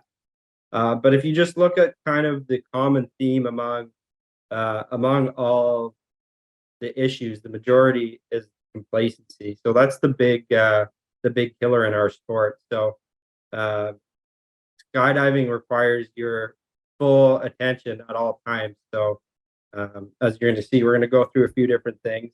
And at the end, I'm going to tie it up with some points that just like observations and kind of common themes that I've seen over the last couple of years that are somewhat common issues, we'll say. So I did this presentation up a few days ago, and I actually came across the Dan BC Safety Day video. So I really loved what he had to say. So I kind of stole a couple points from him from the first two slides. But basically, he had broken down all skydiving emergencies into two big categories, which is being ready and being aware. So I encourage everyone to watch that afterwards. It's got some great information. I can't show it to you because it's like 20 minutes long, but take a look over it and you get a chance. So not to go over too much of what other people had to say, but ask yourself before you even go for a skydive, are you ready? Do you have, look at your personal conditions. Are you sick, hungover?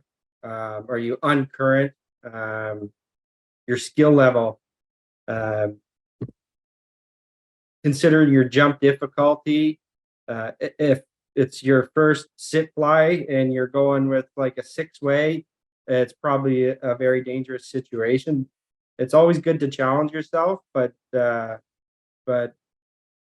push the limit too hard. Take it small pieces at a time. You should be learning on every jump, but don't overkill it, because then you're no longer learning. Your skydive turns to crap. Next thing, weather conditions. Sometimes there's days that people are on the fence about the weather. There's no shame in sitting out a skydive. I do it all the time, even when less experienced people decide to go. Be sure of the weather, and remember that depending on your drop zone, weather can change by the time you get to the drop to the plane, by the time you climb. So consider those things. If the weather turns out of your limit, then don't skydive. I got jump difficulty twice out there. So we already gone through gear checks. The gear checks are extremely important, especially your handles on the way out of the plane. I think I talk about this a little bit later too, but the last thing you should be doing on the way out of the plane is checking your handles. I've seen it happen a few times in the last couple of years where people are bumping their pilot chutes, and it's terrifying, right? So the very last thing you should be doing is making sure that your pilot chute handle is not poked in or falling out or anything. So the next Dan BC point was awareness. So you need to be aware by keeping calm. A little bit of stress is always a good thing, keep you on your toes. But when it goes too far in either direction, then it becomes a problem. So if something's too stressful, maybe you shouldn't be doing it. But alternatively, if you're completely complacent, you haven't even thought too much about the jump, you're just going to go for it. That's a problem also, right? The more you do something, the more you get comfortable at it, the easier it is to become complacent. So just don't fall into that trap, and stay calm and know what you're doing. So be calm during break off. That's not the end of the skydive. You need to pay attention to people that's around you. Expect people to be tracking close to you. Be prepared to avoid them and respond if they open right beside you, and adjust your track as you need. Also, know what the other groups are doing. So you can consider, like Pete mentioned earlier about tracking into other groups. That's obviously a consideration during a break off. Be calm at pull time. Like I said, assume you're going to be close to somebody. You should have your hands on your risers. Be prepared to avoid hitting them, and pull out your altitude. And don't sacrifice stability or altitude with stability, right? When it's your time to pull, your time to pull.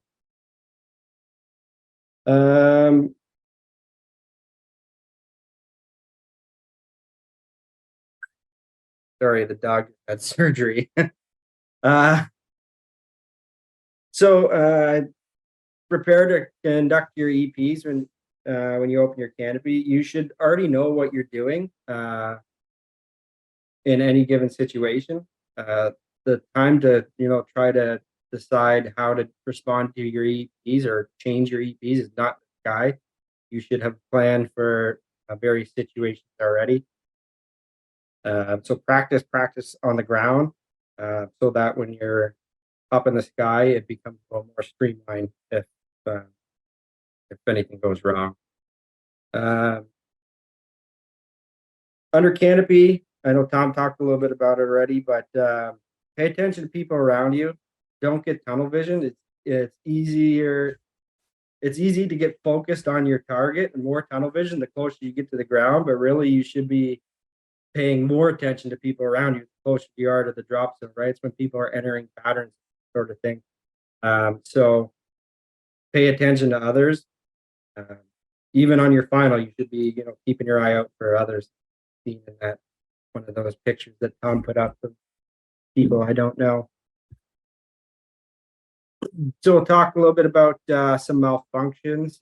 Obviously, is not to replace actual practice of EPs. It's just to kind of refamiliarize yourself and get your brain thinking about malfunctions. We often just consider high and low speed malfunctions, but as we've talked about, there's a number of other situations like obstacle avoidance, ground hazards, those sort of things that you also need to think about, not just your canopy function. In any high-low speed malfunction type situation, we've all heard assess, think, react. So assess the situation, take a deep breath, decide on whether or not to keep the main or use the reserve, and react if you need to by executing your emergency procedures. One thing I like to teach in the ground course is rather than super focusing on the different types of malfunctions, is just to recognize some commonalities between the high and low speed malfunctions. In a high speed malfunction, canopy small, you're still very windy, you're probably still belly to earth, those sort of things. Or in a low speed malfunction, a little bit more time to react.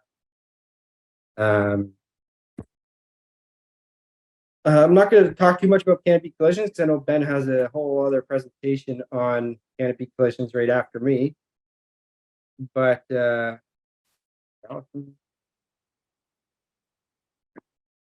thought my audio was going again.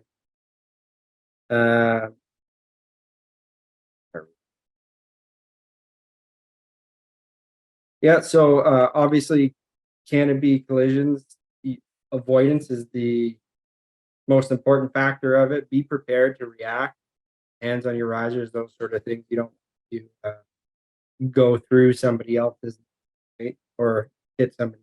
Yeah. So I felt like this needed a little bit more time to focus on some 2-out scenarios. So we see on the left, we have a biplane, and on the right, there's a side-by-side. So really, these two, both these 2-out scenarios, they can be landed successfully, and there's a consideration needs to be made that there is a significant risk of entanglement if they're cut if you're cutting away, you're making 2-out. Obviously, if they're not performing nicely like in those pictures, that's the time to consider cutting it away. But regardless, if they're behaving kind of nicely, you can land it. Don't pop your toggles. Gently steer the canopy, the main one that's above your head, to the ground, and be prepared to PLF. In a downplane situation, a little picture of a Skyhawk's downplane. Well, that could happen potentially to a 2-out scenario. That is definitely a time to cut it away because you're just curling towards the ground. Yeah. So some other situations that we've already discussed a little bit. Hazards near the ground. It's easy to get target fixation. So the time to avoid it is, 3,000 feet in the air, not on your 20 feet away from smucking a tree. So be familiar with all the hazards. And I forget who talked about it, right? Well, Tom, but if you're going to hit something, you need to flare ahead of time. If you're going to hit like a tree, that sort of thing, try to slow yourself down, grab branches. That's obviously if it's completely unavoidable.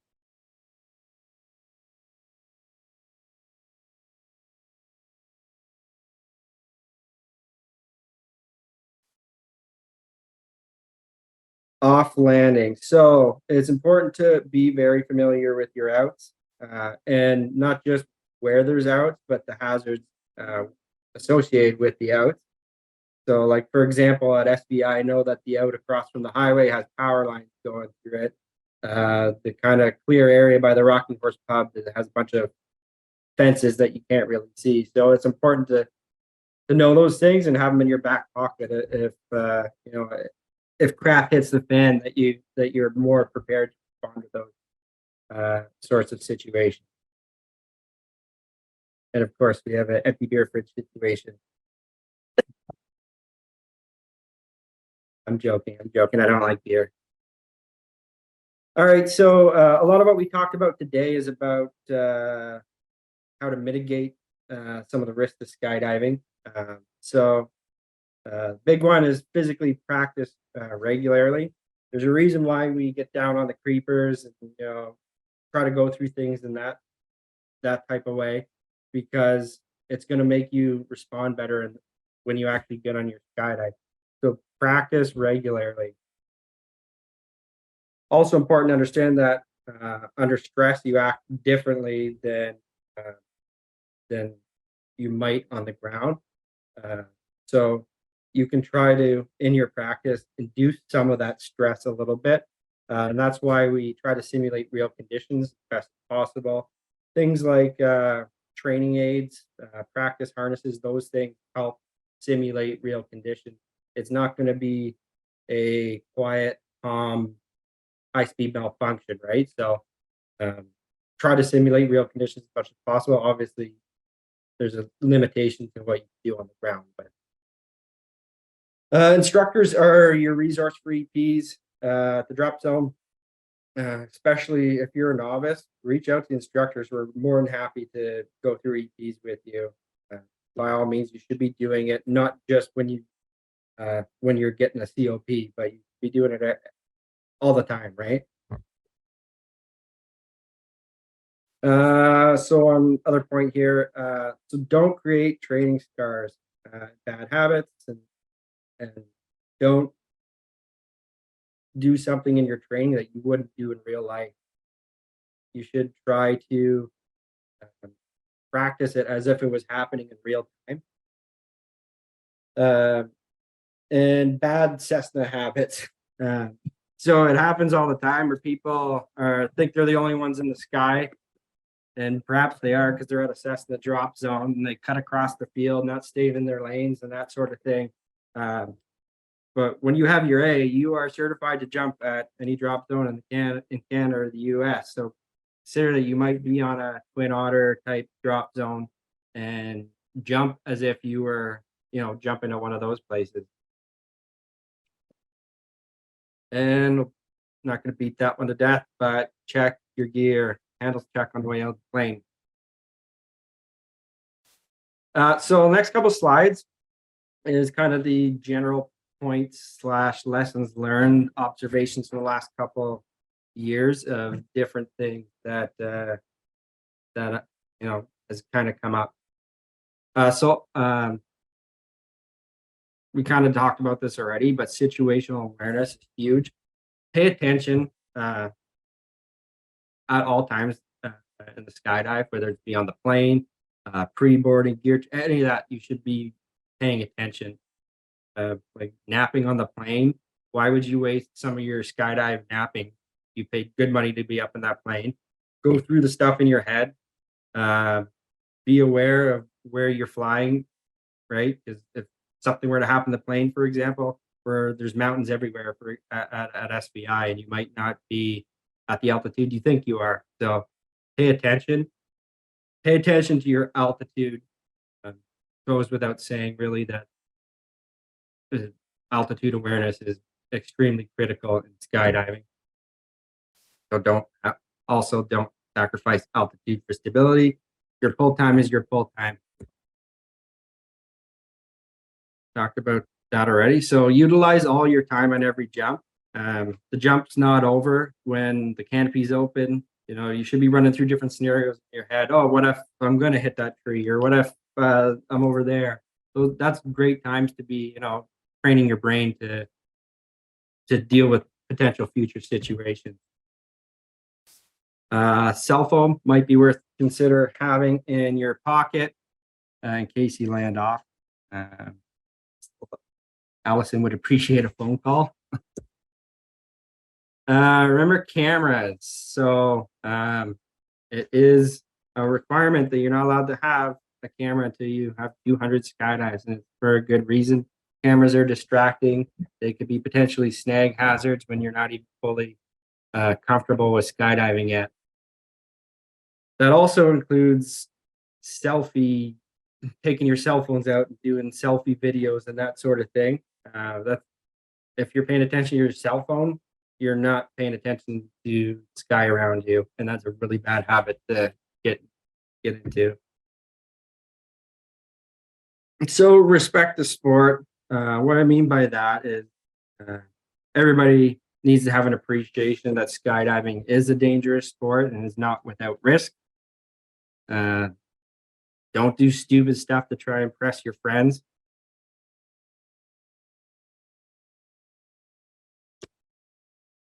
So trust your training and follow it.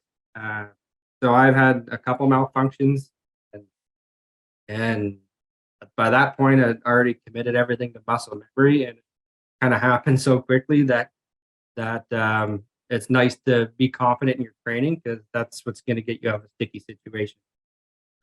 Like I spoke about earlier, you should be getting comfortable with the different scenarios on the ground. In the sky is not the time to alter your emergency procedures. which leads me to the next point. Canopies are replaceable.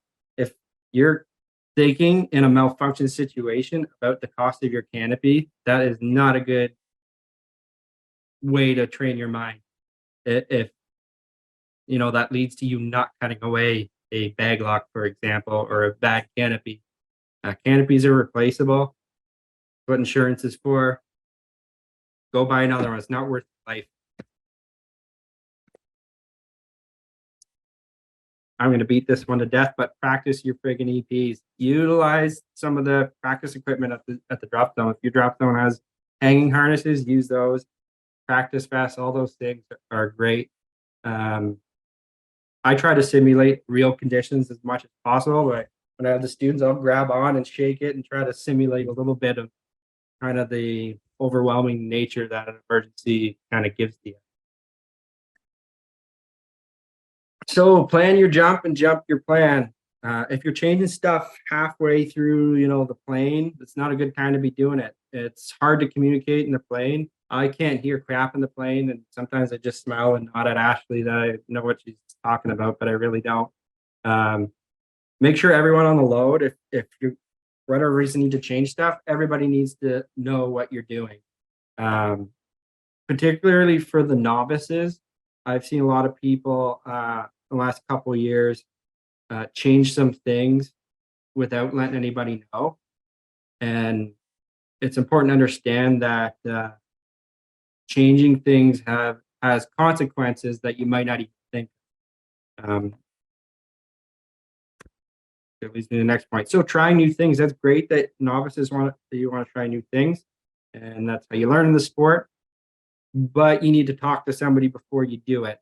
At least talk to Manifest, have it cleared what your plan is, and then don't deviate from your plan. So one good example I can think of is we had an individual that decided that, okay, it was a solo jumper that was going to practice, just flying stable, and has decided to throw in tracking into that equation to practice tracking because they had done one coach 2 jump that involved a little bit of discussion on tracking. And next thing you know, there's people are tracking to other groups and opening very closely. So I did witness a kind of a close call where that particular situation happened. So, and of course, the novice had no idea that was even really a risk because it wasn't even a thought, right? So it's important to clear your plans with somebody if you're new to it, and then jump your plan.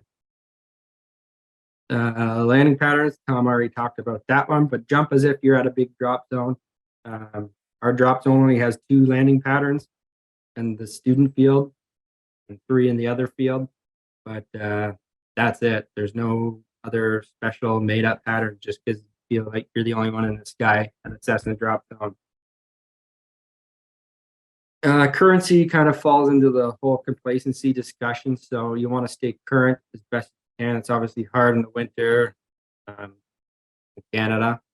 So do things to try to keep your mind, thinking about skydiving, safety days, those sort of things. Squeeze a trip in down south in the winter, whatever. Currency will be extremely helpful. When you come back to the sport, don't, April 15th, start off your first jump of the season with like a 20 way when you haven't jumped in 6 months. So be humble. We like to razz each other, and that's fine because I'm probably the worst culprit for it. But learn from others and let others learn from you. Tom had a great bunch of pictures and slides. Those are things that are extremely helpful. As much as we like to give each other a hard time about beer and whatnot, those are really good opportunities to learn. And I'm in the military. We do after action reviews of everything. So look at what went right, what went wrong, how can we prevent something from happening in the future. So when you're done razzing your friends, have an actual discussion with them and try to learn from those things, because who knows, it could be you in one of those situations at some point. And I put this one in for Allison, but aims are actually a really good tool, and I'm sure she's going to talk about a few common incidents that came out in the annual aim summaries. but those are great to read through. If you take the time to read through it, you can see some common themes, and that will better prepare you as a skydiver of what sort of thing that you want to address. And then, of course, the AIM reports, I'm sure we'll also talk about.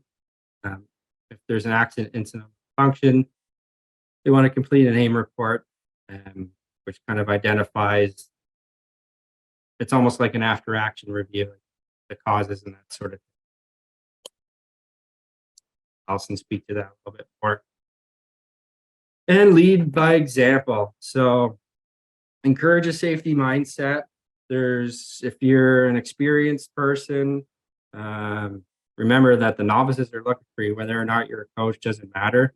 I remember when I think I was just getting my solo, or maybe pre-solo, but there was another guy on the plane that had like 20-something jumps, and I saw him checking his gear. Like, well, this guy's like the cream of the crop with his 25 jumps.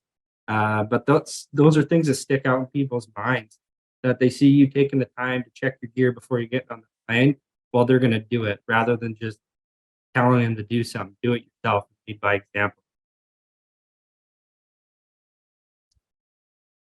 So there's kind of three big takeaways from a safety emergency kind of mindset that I took out from everything. Number one is that everybody has a role in safety at the drop zone. That includes your safety and other people's safety. So remember that there's no shame in setting out a jump that you're not comfortable in making. And it's an obligation of yours to not participate in a jump that is outside your limit. If things change in the middle of a flight, there's no shame in landing with the plane. And don't just be pushed because you see someone else doing something. That's not a good reason to go for a skydive. If you see something that you feel is unsafe, you should bring it to the attention of somebody. If you see something weird on someone else's gear, let the person know. It's all plays a part in encouraging atmospheres of safety. And the newer generations of skydivers will learn from it and hopefully also encourage a safety atmosphere. 2, the most dangerous thing in skydiving is complacency. Pretty much I'll say the majority of skydiving incidents occur because someone is being complacent at some point. And a big one from Dan BC that I really liked is expect everything that can go wrong in a jump to go wrong. He gives a good example of if you expect that you're going to have a hard pull, well, you're probably going to pull your pilot chute handle as if it was a hard pull. So anticipate those things and be prepared. That goes hand in hand with the complacency. So that's kind of it for me, but I put some resources up to review. Some good stuff about emergencies, EPs, PIM 2A. I know a lot of the novices, depending on where you learn, I've seen people not familiar with the PIMs, so definitely look at what they are. There's a great document called the Sport Canopy Endorsement. I think it's called the Reference Manual or something like that, but it's also available on the CSPA website. Lots of good canopy information on there. Remember, instructors are resources for any emergency procedures. There's another link there. If you just Google 25 ways to become a better canopy pilot, there's a lot of good information. I'd read through it every so often. There's Australia Parachute Federation videos that are on YouTube as well. They're great. Film in our student program. And take the time to look up the Dan BC safety video. It's about 20 minutes long, but it's definitely worth it. That's it for my presentation. Let me see if I can get back. Awesome. Thank you very much, Dustin. I might need you to stop sharing your screen. Oh, got it. Yay. Awesome. Do I have any questions for Dustin? All right. And I know that we're going over the 8 o'clock, so I understand and appreciate that. I think there was a miscalculation in my timing as well, but I know that my presenters are all trying really hard to get in lots of information in short periods of time. So we do have, our next conversation is actually just all regarding canopy collisions. And then just Gordon and I have some brief discussion as well. So we shouldn't have you on here for too much longer, but it's all important stuff and it's going to save lives. And that by far is worth the extra half hour or so. Thank you so much again, Dustin. I love your slideshow. Yay. And audio was great. So without further delay, these are the links for the other videos. So just so you guys know, the reason why canopy collisions is a hot topic is because I analyze AIM reports and canopy collisions are an issue. And we often just think about them at opening, but I recognize that often at the end of the night, people are going for sunset and we're going to bump end cells. And I actually don't think people are actually aware of the dangers and what actually happens in that. And most canopy collision fatalities happen below 500 feet above the ground. So I am excited to have Ben Kirkland. Many of you guys know him as our tandem instructor, but he's also a CSPA coach too. And he's going to present on this topic. And Ben, I don't know if you have slideshows or if I need to share you, but where are you, Ben? I Ben, don't you're gonna actually have slideshows. Perfect. Then I I'm will just- let you just do your video. I'm just going to talk at everyone. I love it. All right, Ben, it's all yours. Cool. So, well, bit about canopy collisions. I've never been in one, and I don't think anyone else here has probably ever been in one. So all you can do is just think about what to do and just be as prepared as you can just in case it ever does happen, because obviously it has happened and it can be a pretty bad time. So obviously the best way to not get in a canopy collision is by not getting in a canopy collision. So it's basically just all about avoidance. And, there's like lots of ways that you're gonna want to avoid that. Some strategies, basically, we'll talk about break off because that's going to be one of the main times when people are going to, be close to each other under parachute and things can happen unexpectedly. And when you hear about canopy collisions, it's a lot of the times it's on opening and break off. So basically just having a good break off, track fast, track hard, keep your head on a swivel, and do your wave off. When you're in a jump, it's important to stay close with the group on the skydive and then get away from the group on break off. So like, don't be that guy that say you're going low or something and you're just like halfway through the jump and you peace out. Just stay with the group as best you can, just so that there's a plan there on the break off that everyone's kind of following. Main thing, keep your head on a swivel. Look to your left, look to your right. Say you do find yourself above someone on a break off. Actually, the best thing that you can do if you're above is just to wave off and open instead of just like trying to track away to the right or left. It's just about like, thinking about it's thinking on the spot. So yeah. So yeah, then the other time that actually is the main one where people get in collisions is on the landing pattern, which Allison actually told me. And that's actually probably a more dangerous one because you're going to be closer to the ground.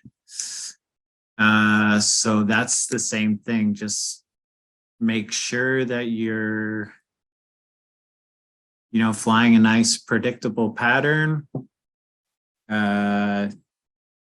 Make like a landing plan with all your other jumpers that are on the skydive. Always give way. So like, it's just better to give way to the person in front of you, right? Or in front of you and below you, because that person has less of a chance to see you. So, and again, keeping your head on a swivel. So if you're coming in and say you're flying on the same height as someone and you're on your final, like, don't do sachets to land on your target. Just keep an eye on the guy who's kind of beside you and just land nice and safe. And main thing is just giving way, I think, because if everyone's giving way, then everyone's just being nice to each other. So you don't have to have the sickest landing on every single jump or anything. It might mean you have to not do your 90 swoop or your 270 swoop because there's somebody coming in on the pattern. Just give way to them.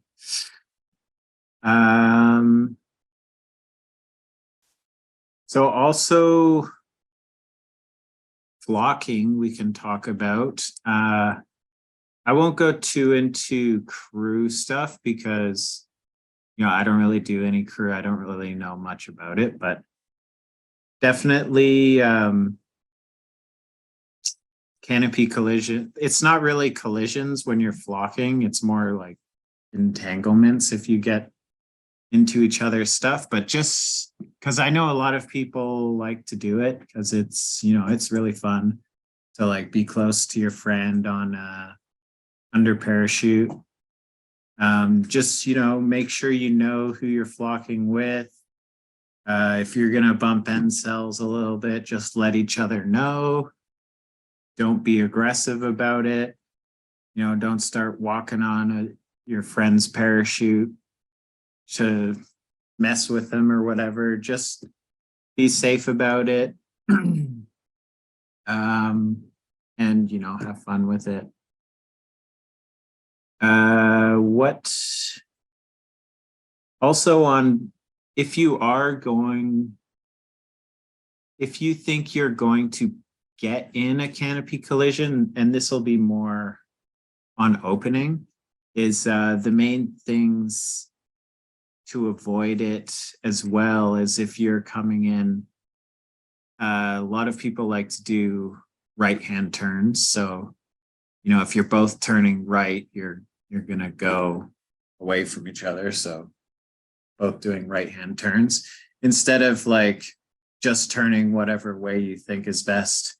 And then, it could end up going like that. So yeah, that's a general rule of thumb is we do like right-hand turns.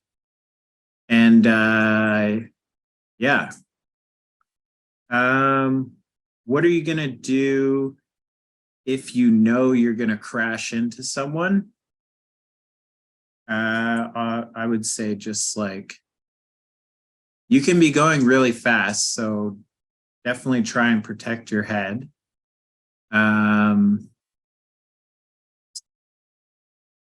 And yeah, I don't know, just brace for an impact depending on where you're going to hit. And then in an entanglement. So in an entanglement, you want to communicate with the other person and also stay height aware, because you guys are probably going to be losing height fast. So you'll be nice and close, talk to each other a little bit. If it's like super high speed and things are happening really fast, the lowest person would want to cut away, be the one to cut away, as long as you're high enough. And then it can be helpful to disconnect your RSL so you're not like blowing your reserve straight into the guy's face as well, because those sky hooks can work pretty quickly.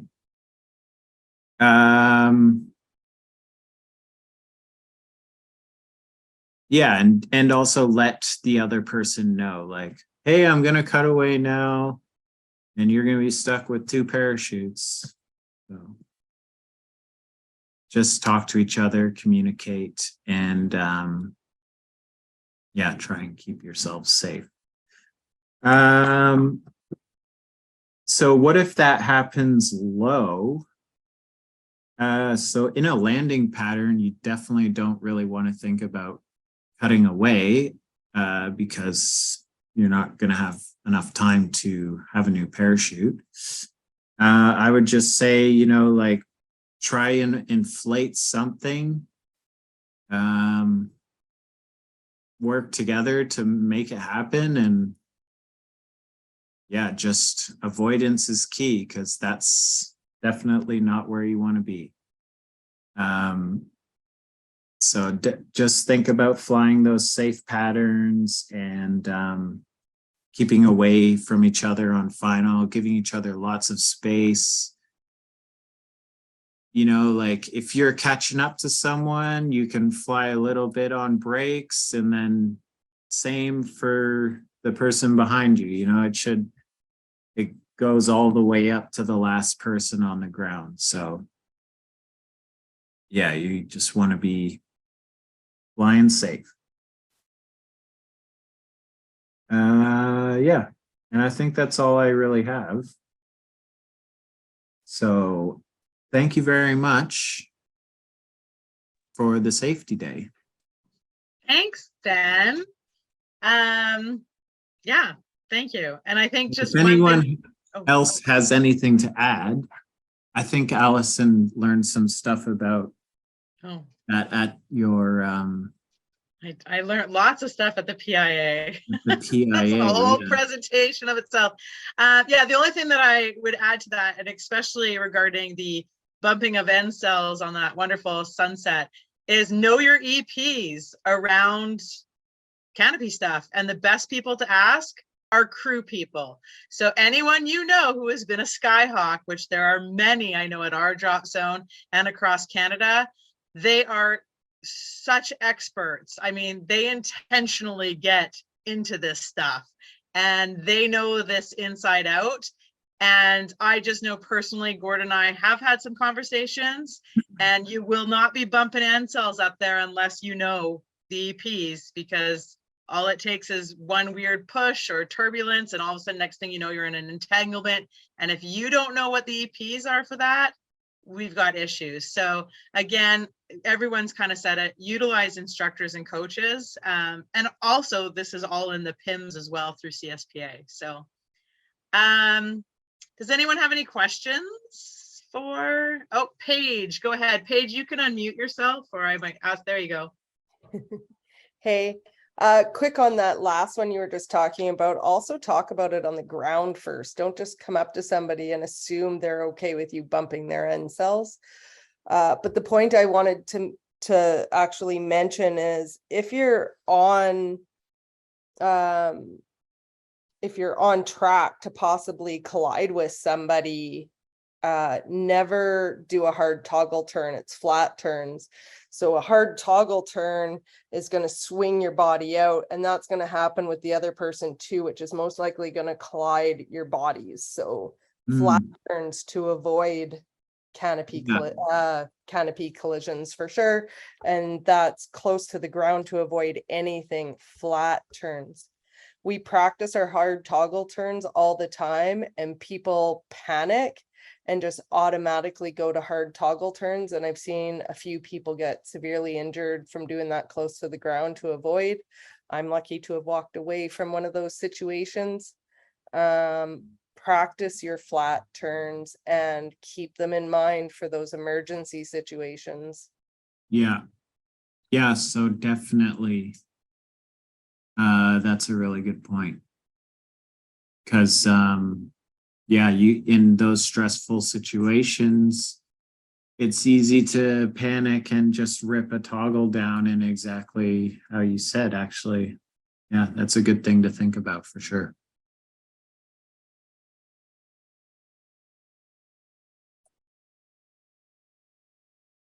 I'm on mute. There we go. Well, thank you again very much, Ben. And yeah. Thanks for having me. Always good information out there. Sweet. So we are slowly getting to the end here. Almost. I'm just going to share my screen. Hopefully all of you guys see that. So we did mention, oh, where did my people go? Hopefully everyone sees my screen. So we did mention AIM reports. For those of you who know, I am part of the Technical and Safety Committee for CSPA. Our team looks at the AIM reports that are submitted every year. But I'm going to strongly encourage everybody. It doesn't matter how small you think an incident is, a malfunction is, submit an AIM report. You can actually do this on your own. If you're at a drop zone that maybe they aren't really proactive with AIM reports, then you can fill one out yourself and submit it. They're on the CSPA website, and that is all right. It does not require a DZO signature, and if you can't get a DZSO signature, that's okay. Even in things with malfunctions where you've landed back, you've even found everything, it all seems fine. We need to know, we do study the things on, we talk to manufacturers, we look at trends. And as far as incidences, you know, even if you like hurt your, sprain an ankle or whatever, those need to be reported. Don't just save it for the big stuff. That's not what they're there for. So really quickly, just to give you guys a quick summary of the AIMs, we have been tracking this since 2014. More intensely since 2020 have we started to push AIM reports and get them utilized. You can see, obviously, we got some numbers slowly growing. Last year, we had a total of 93 submitted, 17 tandem, 23 student, 53 experienced, nothing with the aircrafts. And when you break that down, which is, we break it into the accident, incident, malfunction, and fatality, we had 43 accidents, which an accident, by the way, is something that was like required medical attention or something, it was hurt, like something happened. An incident is more like it just could have been an accident. Malfunction stands for itself. And we had 5 fatalities last year. Of the 5 fatalities, 1 was a student and 4 were experienced jumpers. So this is a really brief summary. I appreciate that a couple of you have mentioned about going on there, but go to CSPA. They're under safety, under the tab of safety. You will see a huge, like 19-page summary analysis of all the AIM reports from 2020 and previous years. Specifically over the last 3 years too, there's like, it provides you tools and references to go look at for specific things. It also has recommendations for coaches, instructors, GCIs, drop zone owners, riggers, packers, like everyone. There's recommendations to really focus on. But if I look at students alone this year, landing occurrences were across the board on everything. Landings were the biggest issues. We saw a huge increase, 62% in landing occurrences.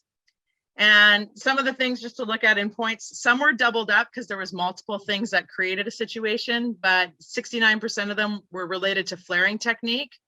15% were a lack of response to ground control. 15% were due to a low turn on final approach. And again, these are students. And then just so you know, it's not often talked about, but some people do write down whether a PLF was attempted. And so if I looked at that data, because I don't think it's really talked about much, it could be that like up to 76% of people just didn't perform a PLF. So PLF, don't forget it. All of us need to know it. It can really save injuries. For experienced jumpers, landings again. Interestingly, this year, 34% or 4.5% were due to hazards in the area. So 60% were due to terrain issues and 30% were identified as target fixation. 27% was due to wind conditions. You can kind of see downwind landings. And this one was interesting to me, the flaring technique. And 44% of it was that there was a low flare. They flared too low. 44% incomplete and 22% no flare. These numbers are weird just because of the data that we collect, but we're growing. The reason somebody's not muted, I don't know who it is, but just mute yourself, please. The reason I asked Ben to talk about canopy collisions in particular is so canopy collisions on final was reported resulting in injuries sustained by 2 jumpers. One jumper made an adjustment below 50 feet on final approach and did not see the second jumper ahead of them in time, resulting in a canopy collision at 30 feet above the landing area. Pretty frightening. And then also somebody else mentioned this about a free fall occurrence where a group of angle flyers narrowly missed a solo jumper because the group was flying up jump run. So again, very mindful of what's happening, especially movement, wingsuiters, trackers. What's the plan? Know it on the ground. Where should you be going? Which way? If there's multiple movement groups, are we on either side? What is it looking like? So that pre-planning is super important. Again, I just touched on simple stuff for those of you who are tandem instructors. There's also information from UPT and Strong that I do work with. So it's all on there. So I encourage everyone to go on here, but yes, landing occurrences. We need to suck less and do better. I'll wait for questions, I think, but really cool thing is, as many of you guys know, this is a kickoff. Our safety day is a kickoff to a safety seminar series that we do. We're going into our 3rd year doing this. And so every Tuesday through the month of April, the meetings start at 5 p.m. our time and they are shorter. But it is, we have a panel discussion happening next Tuesday. It's all about rigging and packing. So for you riggers out there and packers out there, definitely, or for just anyone who wants to attend, they're welcome to. Bill Petney, and we've got a couple of his guests are going to be on as a panel. So it's open questions. We're taking questions from the floor about anything, and no question is dumb. Like, we're talking about it all. So super excited for that one. For all you instructors, coaches, everyone out there, I've got Danny Grant and Dan Whitman. They are both members of the Coaching Working Committee, CSPA. We are going to have a safety day presentation just for you guys. And there's lots of stuff that we're focusing in, particularly UGCIs. You're going to want to be on that call. For you tandem instructors, the following week, the following Tuesday, Erica Dufour and John Kieran, they are UPT Sigma examiners. They are doing a safety day seminar, and the whole focus of their safety day seminar is actually really focused around landings as well. So that's a big one.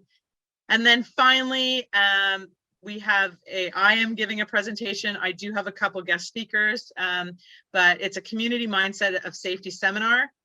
And this is actually going to go all about some of the stuff Tom talked about and Dustin, just about complacency, but it goes into the psychology a little bit, but it's really important. Dan BC also did do talks on this and some stuff learned from the PIA. So again, I just really encourage everybody to please attend if you can. They are all recorded, but definitely some opportunities there. Next, I'm done with safety for a moment because now we're going to talk about a project that I'm so excited about, which is the CSPA Women's Initiative Committee. We have got a Inspire conference. It's a virtual conference, skydiving conference, and it is for everybody. You do not have to be a woman to attend this. And I will tell you, if you guys can see on your screen, the panel of speakers we have is like mind blowing. We've got presentations for people who work in the industry. Some of these faces you will recognize. Christine is from Skyhawks. We've got Marie-Eve, who's a rigger. Kanina, she's president. Carmen, yeah, amazing people that work in this industry. If you guys don't know who Melanie Curtis is, Google her. She's a huge, she's huge in the profession of skydiving. She is the co-founder and executive of Women's Skydiving Network, which is an international platform. She has an amazing presentation she's going to talk about, just about skydiving on a bigger platform as well. For those of you who are aware of Project 19, these are the Canadian women who were participated in Project 19. They, if you don't know, well, come to this conference because these women are just phenomenal and just so powerful. And essentially did this, they were going for the world record of the 100 wave head down vertical formation. And yeah, freaking amazing. Pursuit of excellence. This is another panel that's going to be all about competition. One of our BC's very own Caitlin Compton is going to be on this, just in her presence of wingsuiting and competing. We've got Kelsey Fry for canopy piloting, Cora Lee, Carmen. We've got just amazing presenters as well. Many of you guys know Haley. Haley is giving a presentation on creating a safe and inclusive skydiving community. Very powerful message and really things that are important to our everyday, what we bring to the sport. And Women That Fly is, you could win a Audible altimeter just for showing up. We're going to do a draw. So just as a really quick sneak peek, and this is proprietary just because I'm so excited and pumped. You guys are going to be the first to view a quick little video that should play well, hopefully, on this computer to get you all hyped. It's like 1 minute and 10 seconds long. All right, so here we go.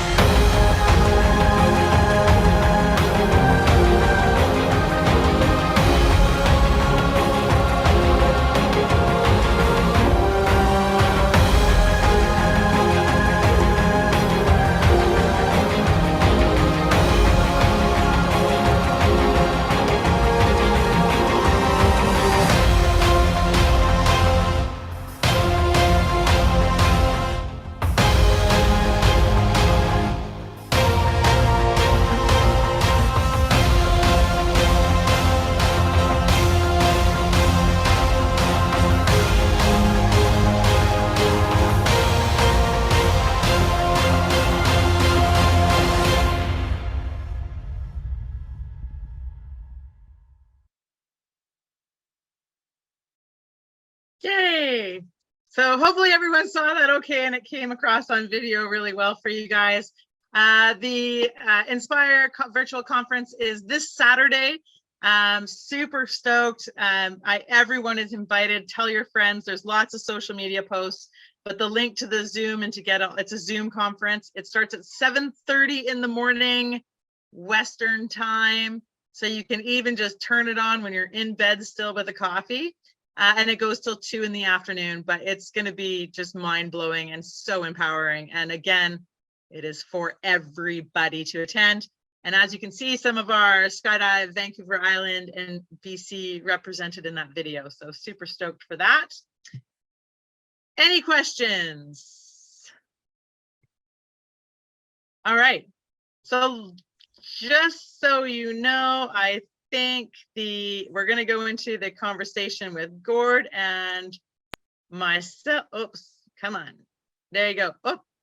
So I'm going to pass this over to Gord now. And for anyone who is not, we have wrapped up the general safety day as it relates to, hi Jess, as it relates to just the general information.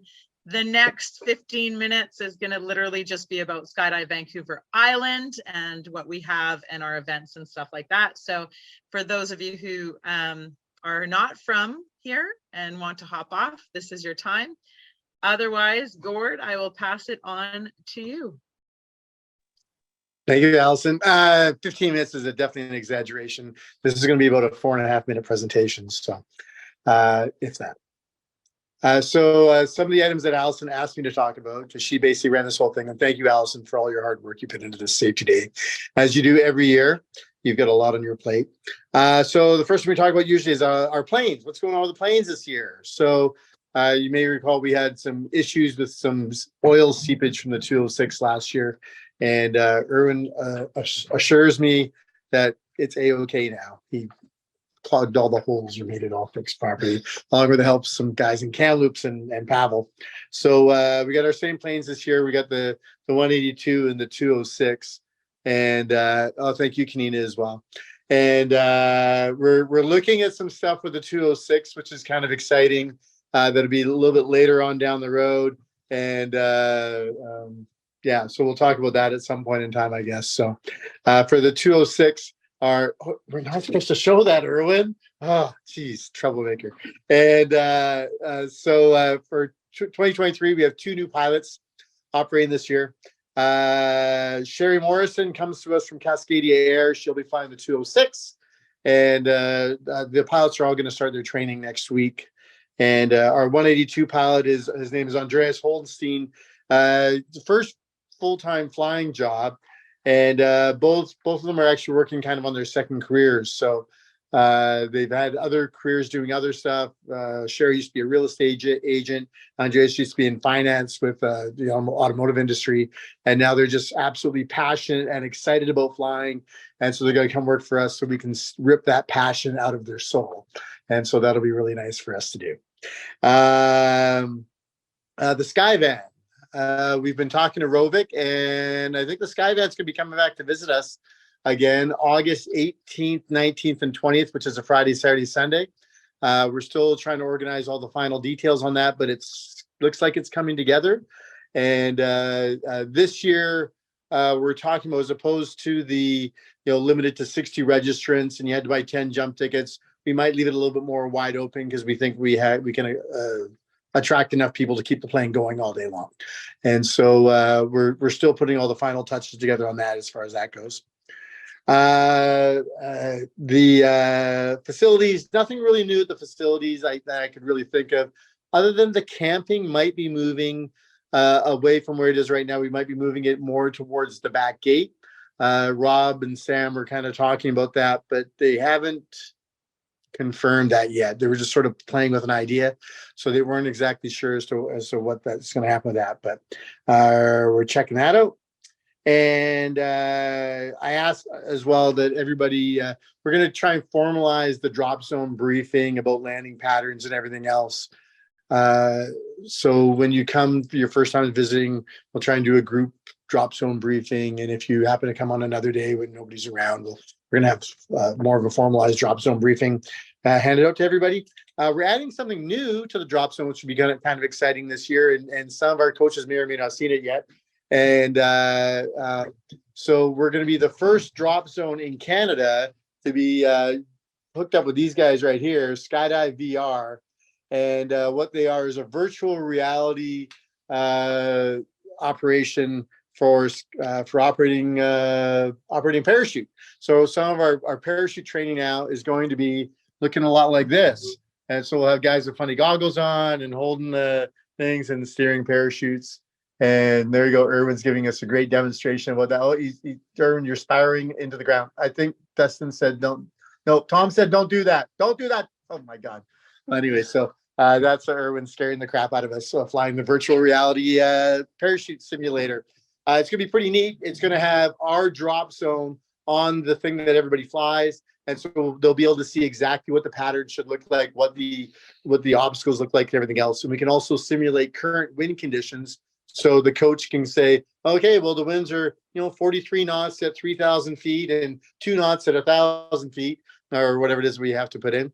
And let's see what your pattern looks like. And so it's going to be a pretty neat learning tool, I think, and something we might even open up to the general public at some point in time, maybe in the future. We'll see. Requirements was the next thing that Allison, she had a slide, and I'm going off the slide, but she's not showing a slide, so now I just look silly. But no new requirements this year. We're trying to talk about the student field. I expect the student field will probably be open till about May 9th. So if you have your A license now, you should try and get your B license by May 9th so you can land in the B field. And I expect it will probably reopen mid-June. Maybe sooner. Arbutus Meadows tentatively right now is hosting the 5K Foam Fest, which is, I believe, the last weekend of June. And so, or last weekend of May. So there's a good chance they'll try and have the fields open for that.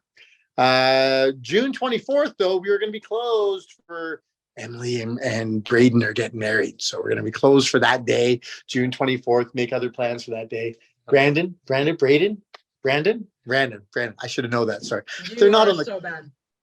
It's okay, right? Sorry. Brandon Ballard. There you go. And yeah. New to the team this year. You might have heard that we wore out Ben. Poor Ben has had to go become a recluse living in Tofino because we worked him so hard last year. And so Ben will still be coming back and helping us out on the occasional weekend, probably a couple of weekends a month. Sounds like he might be putting on some angle camps or some other stuff like that. And it's Brandon's fault. I can't read that whole thing. I don't get to jump with all you this year. I have to run now. Okay. I don't know what the message was. I can't jump that day. Selfish. Yes, Dustin, that is Brandon's fault. So Ben is going on, will be helping us out a little bit on the weekends. And I expect a lot of our other staff will be similar that way, as far as Wade and Emmett and Brian as well. And the other instructing crew with Brian Broken Leg and Ken and what have you. Hopefully I didn't forget anybody. I'm sure I did. I apologize. But adding to the list, so we've got a full-time TI coming to join us. He's got a little bit of experience underneath his belt, 21,000 skydives, and former national team member and a crew junkie and what have you. Aiden Walters is coming on board to be our full-time TI this summer. He's moving his sailboat up to Nanaimo, so he's going to be a little bit closer to the drop zone, and excited to be jumping with us. He's on his way to Croatia right now. I don't know if he's on the call here or not, but he's on his way to Croatia right now for a little holiday, and then he's going to come back and we're going to work his butt off. And the 2 new pilots, and I think we have a new van driver hired as well. Allison's got that all looked after. And there you go. Oh, Brandon is on here. Look at this. Unless I made a camera flyer going into this. So there you go. Sorry, I got your name wrong, Brandon. And that's about it. Anybody have any questions about anything at all? I know that was a really quick, short presentation. Allison, do you have a question, Allison? There's something I can help you with? No, I'm just going to add to this for a second. Just so you all know as well, we have added an IAD program, first jump course. It actually starts on April 22nd. So I do know you JMs out there who have been dying to basically stay current. We will be introducing that. I'm also really excited to announce that Chris Barabo and Mr. Dustin Renz are going to be taking their tandem course in April. So we're going to have 2 brand new tandem instructors who are going to be looking for people to front ride them. So just as an FYI on that. So super excited. And then I'm just going to share the next 2 slides because these are also important things that you guys want to know. So we have put out there that we do have jump tickets on for sale. They are specific to, I don't know why it's not showing my slideshow. Oh, there we go. These are specific for 12.5 jumps. Our prices did go up. I'm sad. Anyways, so a 12.5 jump will be $52. A 10,000 jump will be $48 or $47. Hop and Pops will remain the same at $25. But you can, from now until May 1st, you can buy ahead of time and save. So if you want any information on that, there it is. Unlike last year where I felt really burnt out, this year apparently I am over energized, and we have a ton of camps coming our way. So we've got several Flight 1 courses coming in April, a tandem course.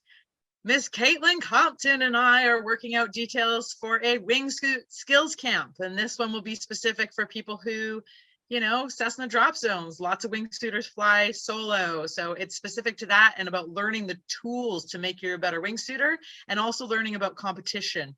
So I've got Dustin Chandler coming at the end of May for Angle Skills Camp. This is some advanced flying. I've got Beth Bryan throwing on a belly camp in July. I've got a Coach 1 course in July, which, by the way, the Coach 1 course is an unlimited amount of people can take this course, because we've got people who are learning to be learning facilitators. So Danny Grant is stoked to not just limit it to 4 people. So get out for him. We have, of course, like Gord talked about, the Island Fever Skydive Festival is coming back in August, as well as more Flight 1 courses. And you can see the other camps that are being worked on right now.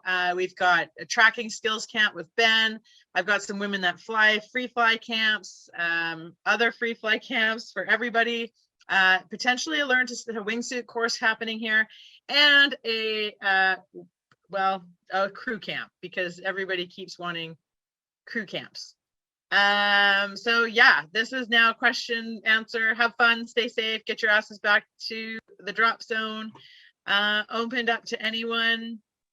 I have a question. Yes, Wade. What was the thing that Gord cut the pilot off and said he couldn't share? I want to know what that was. I don't know. But our pilot is Erwin. awesome. No Gord there? Gord can't answer it? I don't know. I didn't hear him. So I will show you the pamphlet, but I will not comment on it in any way, shape, or form. Oh, yes. I like the word turbine. Well, and So I will. No comment. That's a comment. So when we were at the PIA, we met the guy who does 206 conversions, turbine conversions on 206s. And yeah, some interesting stuff. And I'll have the information available for people who want to see it. I was originally only going to release that on April 1st, just for you, Wade, because I know that you like it when we do that. Yeah, it's interesting. It's something we can't do until we have a runway. But it's definitely something that we'd be interested in looking at. Did you want to say anything about it there, Irvin? Yeah, no, it would be a good addition for sure.